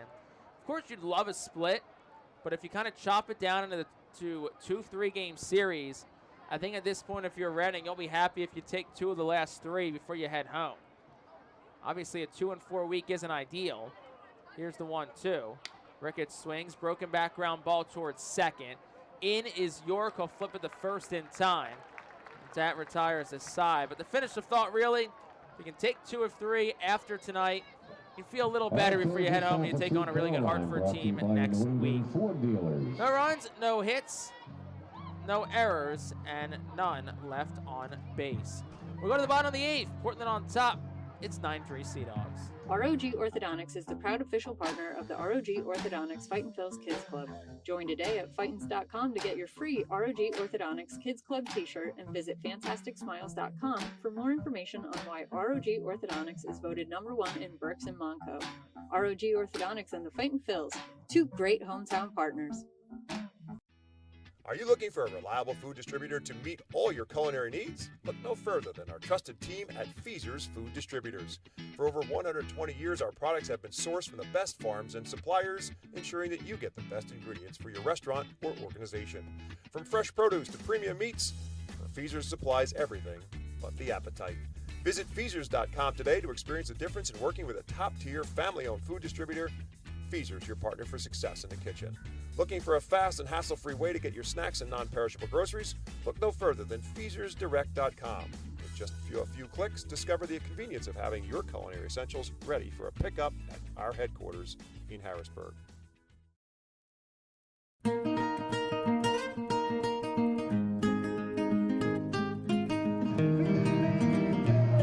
Bottom half of the 8th inning, there is another new arm in for the Fightin' Phils, and it's the aforementioned Max Lazar. So as I said, Reading obviously don't want to go to 2 of their best arms in a 9-3 ball game, but with Ty McCollum last inning, who went 1 inning, no runs, no hits, no walks, 2 strikeouts, and now they bring in Max Lazar. He'll face 3-4-5, the Portland lineup, starting with Kyle Teal. The Sea Dogs lead at 9-3. So Lazar, who's been excellent so far this season, 6 games, 3 for 3 in saves, a 0 ERA. First pitch to Teal is at the knees, 0-1. 14 strikeouts, no walks in 8 1/3 innings pitched. Here's the 0-1. Swung on and fouled straight back by Teal. It's 0-2. So McCollum threw 11 pitches, 9 for strikes. Should Lazar have a quick inning here? Maybe, just maybe, Lazar and or McCollum could both be available tomorrow. Obviously, probably tomorrow or Sunday. 0-2, a big curveball taken for a called strike 3. Make that 15 strikeouts, no walks for Max Lazar this season. So if anything for Reading, even they fall tonight, if Lazar's a clean inning here, I have a lot to be happy about with some of your big guns late in the game. The back end of the bullpen. Here's Blaze Jordan at the plate. First pitch from Lazar is up and in for a ball. It's 1-0. So if Lazar's a quick inning, obviously it's probably Saturday or Sunday. So if you get yourself to a point, here's the 1-0. And for a strike, it's 1-1. Where you feel like you have a good chance to win one of the games tomorrow, you probably go to them. If not, hold off till Sunday.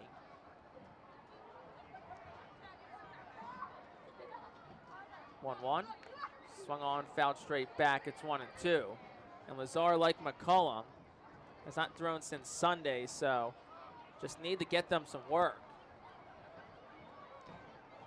And that's what Phil Condary and Al Patrique have done tonight. Here's the 1-2 to Jordan. That's down for a ball, 2-2. Lazar pitched a couple of times against Portland a couple of weeks ago at home. Got the save on opening night. No decision in the Sunday finale. 2-2, swung on and fouled back again by Jordan. Count stays the same. In total of 3 innings, no runs, no hits, 5 strikeouts. Lazar didn't give up a hit until last Tuesday against Somerset. Just 1 hit allowed this season. Lazar, and obviously hopefully we're not jinxing him, but entered this game a 0 ERA and 0.38 average against. And the next pitch to Jordan is swung on, hit in the air, right center field.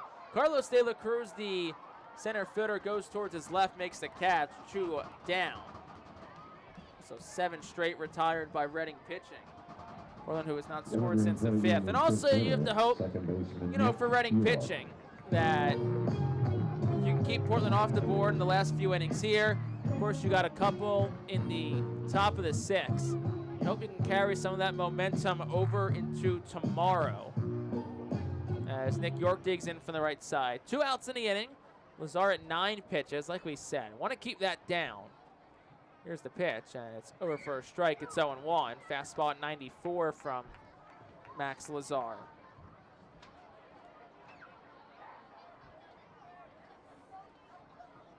Oh, 0-1. That is just below the knees. 1 ball, 1 strike here to Nick York.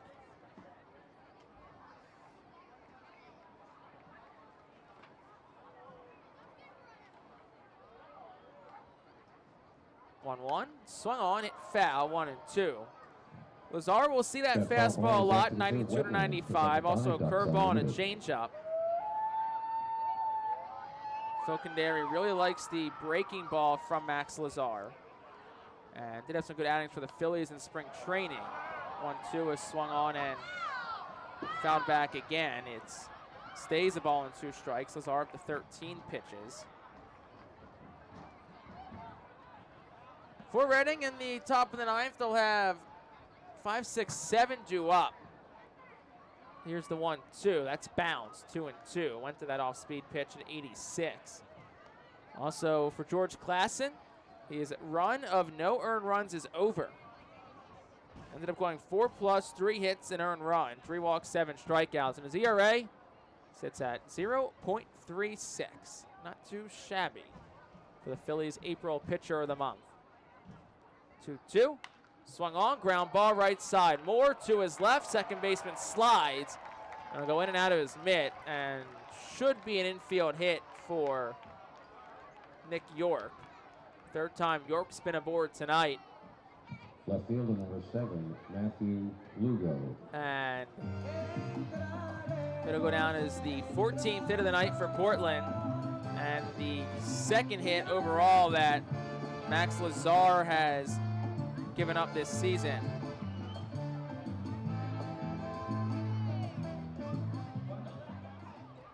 "16 hits is the most that Reading's allowed in a game this season. First pitch is over for a strike to Matthew Lugo. It's 0-1. 16 hits came last Friday, a week ago tonight, against Somerset at home. 0-1 from Lazar. Swing and a miss, 0-2. Tucked the fastball up and in towards the hands of Lugo. Lugo's had himself a great night. 3 for 4, home run, 2 RBI, and a run scored.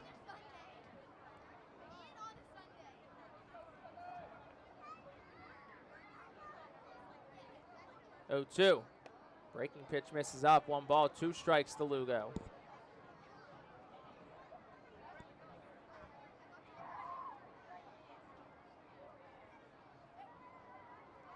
Lazar set at the letters with the runner getting his lead in York off first.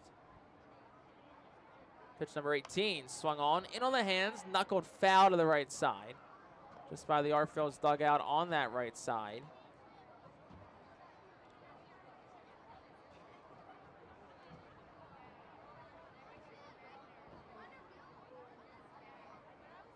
(9-3) Portland lead, bottom half of the 8th inning.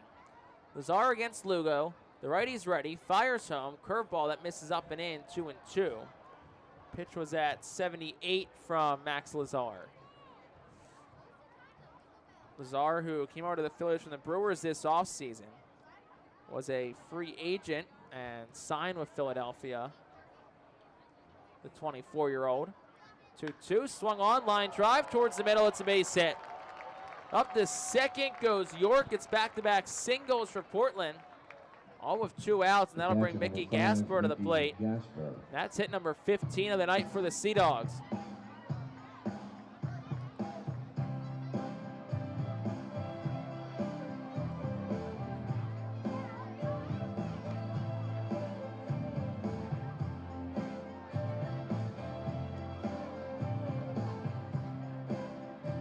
Gasper, good night for him as well. He's reached base a couple of times. Doubled and scored back in the 3rd inning. And Max Lazar, who's given up hits number 2 and 3 of the season, and this is 7th appearance, is looking to avoid giving up his first run of the year. First pitch to Gasper, swung on and rocketed foul down the left field line into the stands. It's 0-1. That last pitch, number 22 from Max Lazar.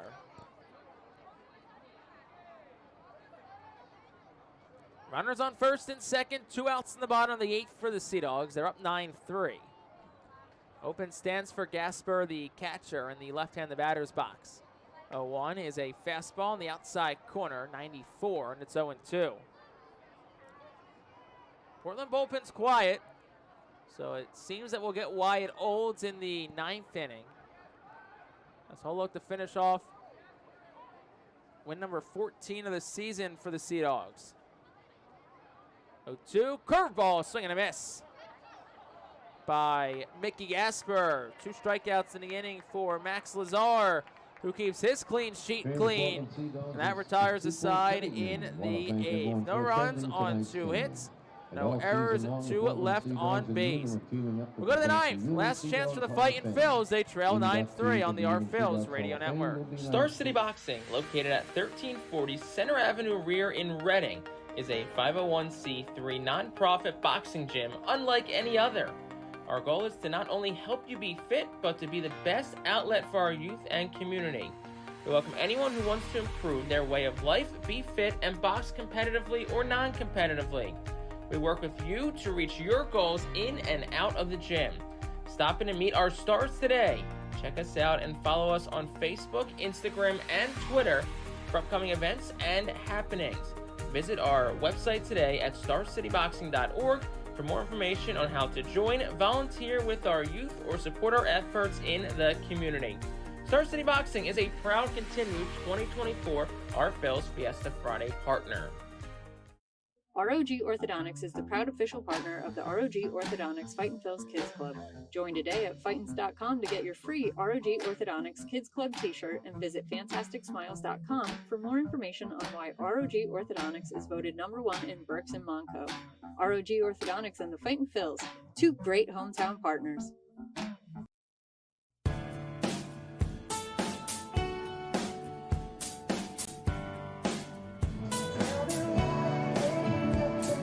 Top of the 9th inning, 9-3 score. Sea Dogs on top. Last chance for the Fightin' Phils.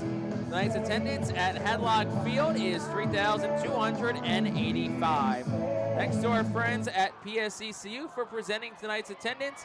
PSECU is proud to be one of the largest credit unions in Pennsylvania. Well, last chance for the Fightin' Phils, who trail by 6. Wyatt Olds back on the mound. Trevor Schwecke leads things off for Reading.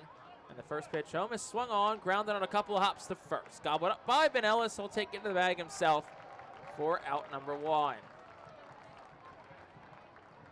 First baseman number 15, Bryce Ball. Bryce Ball, the batter now. And there's been a bright spot for Reading tonight. I think McCollum and Lazar are two guys who continued their early season success. But how about Bryce Ball? 3 hits. Pair of doubles, pair of RBI. First pitch to him outside for a ball 1-0. One of the doubles just missed being a home run. But for someone in Bryce Ball who's really struggled early in this season, entered tonight hitting 113. It's really nice to see him kind of break through. 1-0 was swung on and fouled off the facing of the Sea Dogs dugout on the right side, 1-1. Ball went from 113 to 161 tonight with a 3-for-3 performance so far. He awaits the 1-1, is outside for a ball 2-1. And certainly someone who people have seen potential in, was sent from the Braves to the Cubs a few years back in exchange for Jock Peterson. 2-1 is inside, and Ball thought he held up, but didn't. They'll appeal to third, where Joe Belangia, our crew chief, will say he went. It's 2-2. And Ball, big guy, 6'4", 240. Kind of a similar stance, I'd say, to Jock Peterson. That taller stance from the left side, ironically enough. 2-2. Ball, they're going to say he went. And he's down on strikes. Ball and Al Padrica, I don't think neither too happy with that, but in a 9-3 game on a chilly night in the 9th inning, as the losing team, you're probably not going to get the benefit of the doubt too much. Now it'll bring Carlos De La Cruz, Reading's last chance of the night here. 9-3 game, 2 outs, top of the 9th. Base is empty for De La Cruz. First pitch, swing and a miss, it's 0-1. Reading held to just 6 hits tonight. Portland broke through with 4 in the 3rd and 4 in the 5th. Here's the pitch, and it's down low. De La Cruz appealed. Well, check the swing, they'll appeal in. Our first base umpire is a fill-in. Nobu Yasuda will say no swing. And it's 1 ball, 1 strike to De La Cruz. 1-1. Swung on, ground ball, softly hit towards the middle. Meyer charges, cut off by second baseman York, who strode to first, is not in time, as his momentum was taking him away from the first base bag. And that's a hit for Carlos De La Cruz. His first of the night, and that'll bring Baron Ratcliffe to the plate. Left fielder number 22. Before De La Cruz reached there, the bottom 3 of the Fightin' Phil's lineup, De La Cruz, Ratcliffe, Martin, were combined 0 for 9. And Ratcliffe and Martin combined 0 for 6. As Barron will dig in from the left side and look to break that. First pitch to him, swung on and fouled straight back. It's 0-1.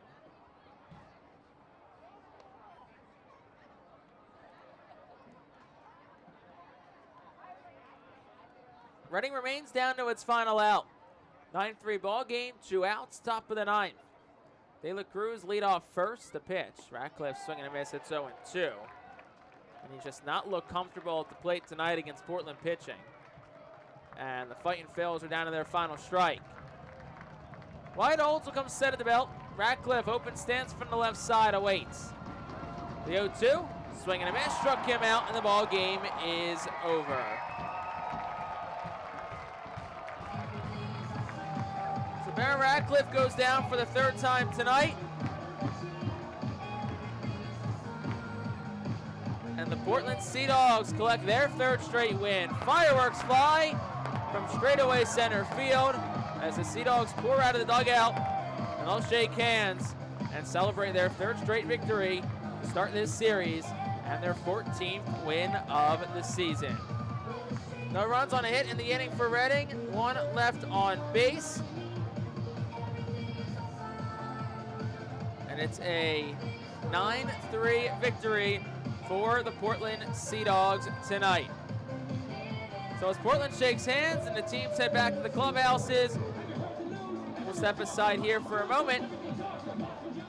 We'll recap and the numbers after this. It'll be the post-game show on the Fightin' Phils radio network. Berks Immunization Coalition works to provide leadership and education in promoting age-appropriate immunization across the lifespan for all residents of Berks County. This is a coalition comprised of local physicians, nurse practitioners, school nurses, immunization coordinators, immunization advocates, and pharmaceutical representatives working to encourage continuity of immunization through medical resources. They focus on educating both the community and the providers.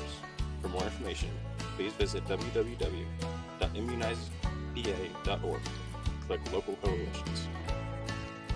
Empowering communities one relationship at a time is our commitment at Tompkins. Our customers have thrived thanks to our focus on local lending and their commitment to the customers they serve. They do a great job. Everything for us, from our banking, our insurance, to our wealth management. Tompkins has always been there for us. We see a long relationship with Tompkins. They're good people. Tompkins, banking, insurance, wealth. Member FDIC Equal Housing Lender. Investment and insurance products are not FDIC insured, not bank guaranteed, and may lose value. In continuation of the 275th anniversary of Reading celebration, the Phils will play as the Reading Keystones on off Thursdays in 2024. Join us for 11 Keystone Throwback Thursdays, thanks to Brooks Career and Technology Center, H&F Heating and Cooling, Rip It Baseball Town Charities Batting Cages, and Lavelle Law Firm. Come celebrate the city of Reading and enjoy some great baseball on Throwback Thursdays in 2024. Get your tickets now by calling 610-370-BALL, online at rphils.com, or at the Customers Bank ticket office. Spend some quality time with the family by taking them out to the ball game every Sunday home game at First Energy Stadium. Sundays are Berks Packing Sunday Family Fun Days, presented by Empire Home Center, Golden Oaks Golf Club, Long Home Products, T-Mobile, and Rip It Baseball Town Charities. Get 4 tickets, 4 hot dogs, and 4 sodas for only $62 when purchased in advance. Join us for Berks Packing Sunday Family Fun Days at all Sunday home games all season long.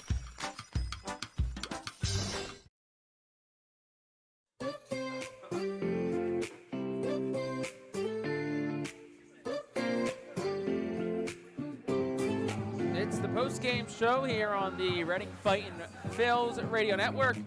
I'm Jake Starr. Appreciate you joining myself tonight and all weekend long here from Portland, Maine. Well, the Sea Dogs continue their dominance this week over the Fightin' Phils in a 9-3 final this evening, in a game that really was never close. Portland, a couple of crooked numbers, 4 in the third, 1 in the fourth, 4 in the fifth, is really what broke this one open tonight for the Portland Sea Dogs, who win their third straight game to start this series, and Reading drops their third straight after what was a strong week last week that saw the Fightin' Phils take 4 of 6 against the Somerset Patriots. They won the first 3, but then dropped the next 2 pretty ugly, and then won on Sunday. But we've seen kind of more what we saw in those Friday, Saturday games against Somerset carry over into what we've seen this week. But also, granted, it is a very, very good Portland Sea Dogs team as well. So we'll take you through the scoring here in this one. Portland got things going in the third off of Matt Osterberg, who looked like he was on track to really bounce back after last week. Looked really good in the first couple of innings, couple of strikeouts, retired the minimum, had a double play to help him get out of the first inning. But Mickey Gasper led off the second with a double, moved to third when Alex Spinellis grounded the second. Philip Sykes brings home Gasper with a double. Roman Anthony then singled, and Marcelo Meyer grounded into a fielder's choice that brought home Sykes to make it 2-0.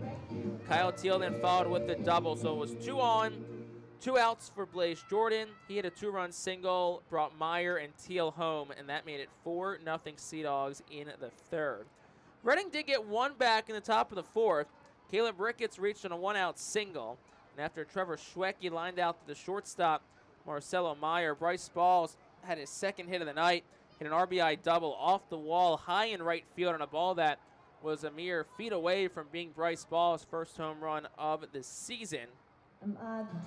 That at the time made it 3-1. Go to the fourth, where Matthew Lugo led off the inning with a solo shot off of Matt Osterberg. That made it 5-1 at the time. Alex Spinellis added a triple in the fourth inning, but Osterberg struck out Philip Sykes and Roman Anthony back-to-back to keep that run on third.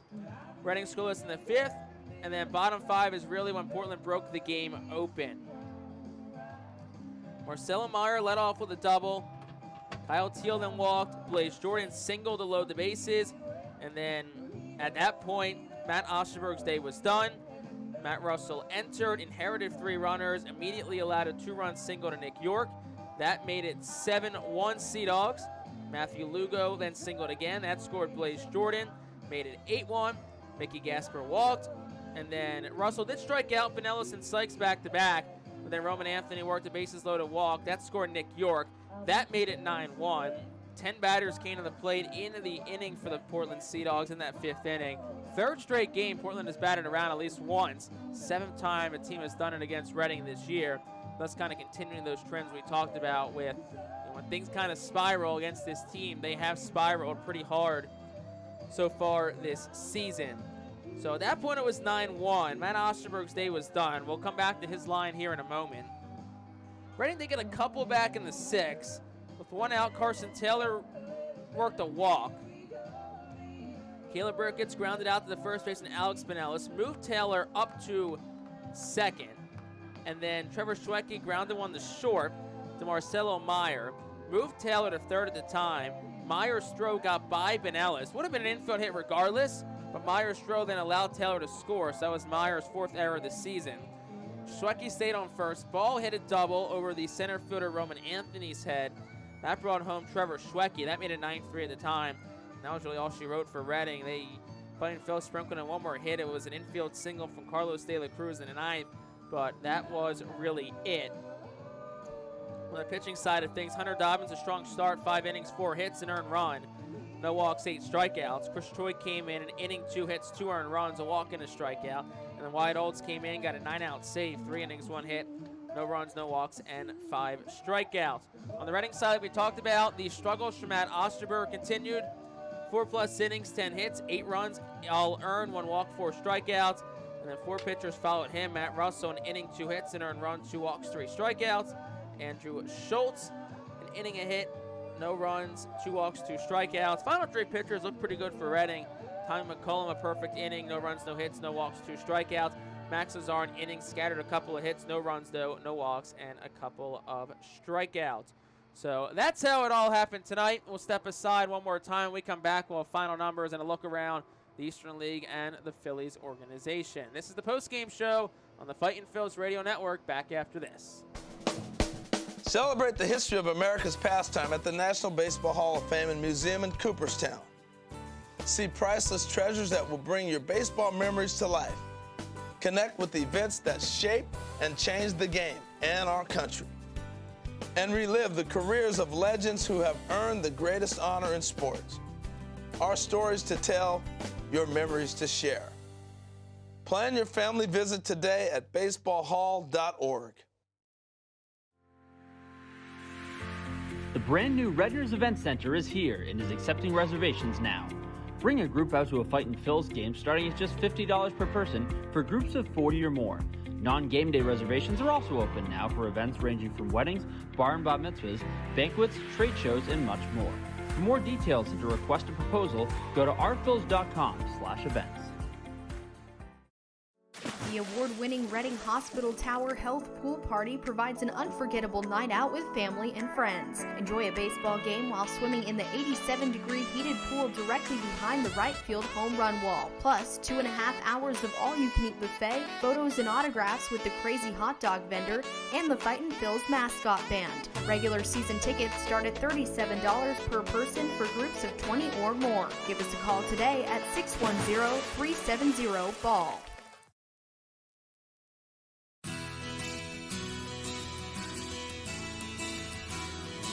Back with the post-game show here on the Reading Fightin Phil's Radio Network. I'm Jake Starr. Once again, the Portland Sea Dogs a 9-3 victory over the Fightin Phil's tonight. Post-game work goes down on the field. Slugger the Sea Dog, who wears his astronaut outfit, poses for pictures in straightaway center field. Slugger, who, addresses the theme here, mascot Hall of Famer. Slugger is nominated last year. Tomorrow's Derby Day, Kentucky Derby Day theme, so see what Slugger comes out in for our doubleheader games tomorrow. More on those, of course, here in a moment. Take a look at the out-of-town scoreboard. Binghamton up 7-2 on Hartford, top of the 9th innings. Looks like the Rumble Ponies will get a win over the first-place Yard Goats. Altoona and Harrisburg, really a lot to look at in that game. Harrisburg up 2-0, top 7. Altoona with a loss would drop their 14th straight game. Altoona set a new franchise mark when they lost their 12th straight a couple of days ago. Previous high was 11 in a row. So if that score holds and Harrisburg wins, Altoona will drop to 5-20 and will lose their 14th game in a row. Bowie on top of Erie, it's 4-1 on the top of the 7th. Bowie team that's at 13-11 right now. That's a game down at Prince George's Stadium. Richmond, 4-0 lead over Akron. That one also significant over Canal Park out in Ohio. Akron's won 10 in a row. They're 16-8. They lead the Southwest Division. And Somerset, a 4-2 edge over New Hampshire tonight. That'll be a big win. Those two teams kind of jockeying for position right around Reading in the standings. Also looks like the Binghamton and Hartford game just went final, so our second final of the night here in the Eastern League. Take a look around the Phillies organization. Phillies and Giants, top of the 6th inning. And Philadelphia's on top. It's 4-2, 3 in the 3rd, 1 in the 4th. From the Phillies, doesn't look like Trey Turner exited the game, so I hope everything is okay with him. He was 2 for 3 for runs scored. Alec Bomos an RBI, and Marsh a couple of RBI for the Fightin Phils as well. Lehigh Valley takes on Worcester tonight, and the Blue Sox actually a 4-2 win over the Iron Pigs, so they've now taken 3 of 4 over the Phillies AAA affiliate in this series so far. Derek Hall to double, Matt Kroon as well. Tyler Phillips threw out another quality start. 6 2/3, 6 hits, 2 runs, 2 earned, 6 strikeouts. Did walk 7 hitters. Tyler Phillips did, but still gave the Iron Pigs a chance to win that ball game. We shift our way over to High A. Jersey Shore taking on the Bowling Green Hot Rods tonight. It's the middle of the 7th. Jersey Shore a 4-3 edge. Otto Kempa, good night, 2 for 2, couple of runs. He does have a triple. And I know we've given some updates on the single A game as well tonight with Clearwater. They trail Lakeland. It's 3-2, top of the 8th. Like we said, George Klassen, 4 innings, 3 hits, and earned runs, 3 walks, 7 strikeouts. So does surrender his first earned runs of his professional career, but his ERA sits at .36, pretty good. Aiden Miller looks good, 3 for 4, runs scored, 2 doubles. Devin Saltaban also 2 for 3 and a run scored. And Pierce Bennett a hit and an RBI for the Threshers in that ball game. And that is our look around the Phillies organization and around the Eastern League, of course, as well. And, of course, I know we talked about that Altoona game. Certainly one to keep an eye on to see if the Curve can snap a franchise-long 13-game losing streak. So here tonight, Portland gets the win, 9-3. Sea Dogs improve to 14-8. Reading drops to 10-14. And Reading, 3 runs on 7 hits, no errors, 5 left on base. Portland, 9 runs on 15 hits, 1 error, and 10 are left aboard. Hunter Dobbins gets the win. He's 2-0. Matt Osterberg suffers the loss, 0-3. Wyatt Olds gets a 9-out save. It is his first save of the season. Time of the game, 2 hours, 34 minutes in front of a crowd of 3,285 fans on a Friday night at Hadlock Field. What was a pretty cool spring-like night. It was 57 degrees at first pitch, down to about 52 right now. Teams back in action. We'll play 2 tomorrow. We'll make up last night's postponement. Game 1 gets underway at 1 o'clock. 12:40 will be on the air here on the Fightin' Phillies Radio Network. Game 2 about 30 minutes after the conclusion of Game 1. So, of course, we'll have all that coverage. Both games, all 14 innings or more, depending on whether there's extra innings or not.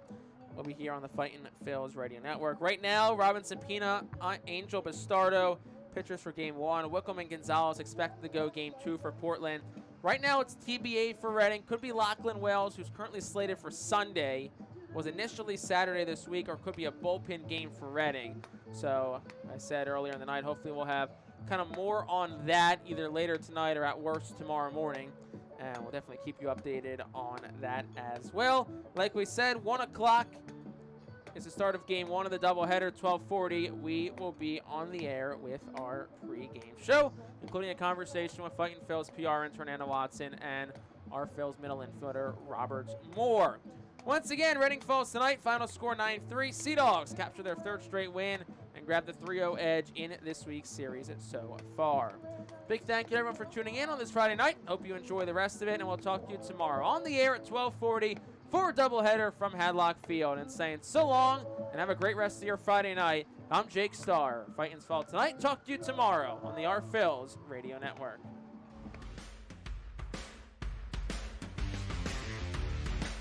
This has been a presentation of the Our Phil's Radio Network. We thank you for tuning in and can't wait to talk to you the next time the Fightins take the field.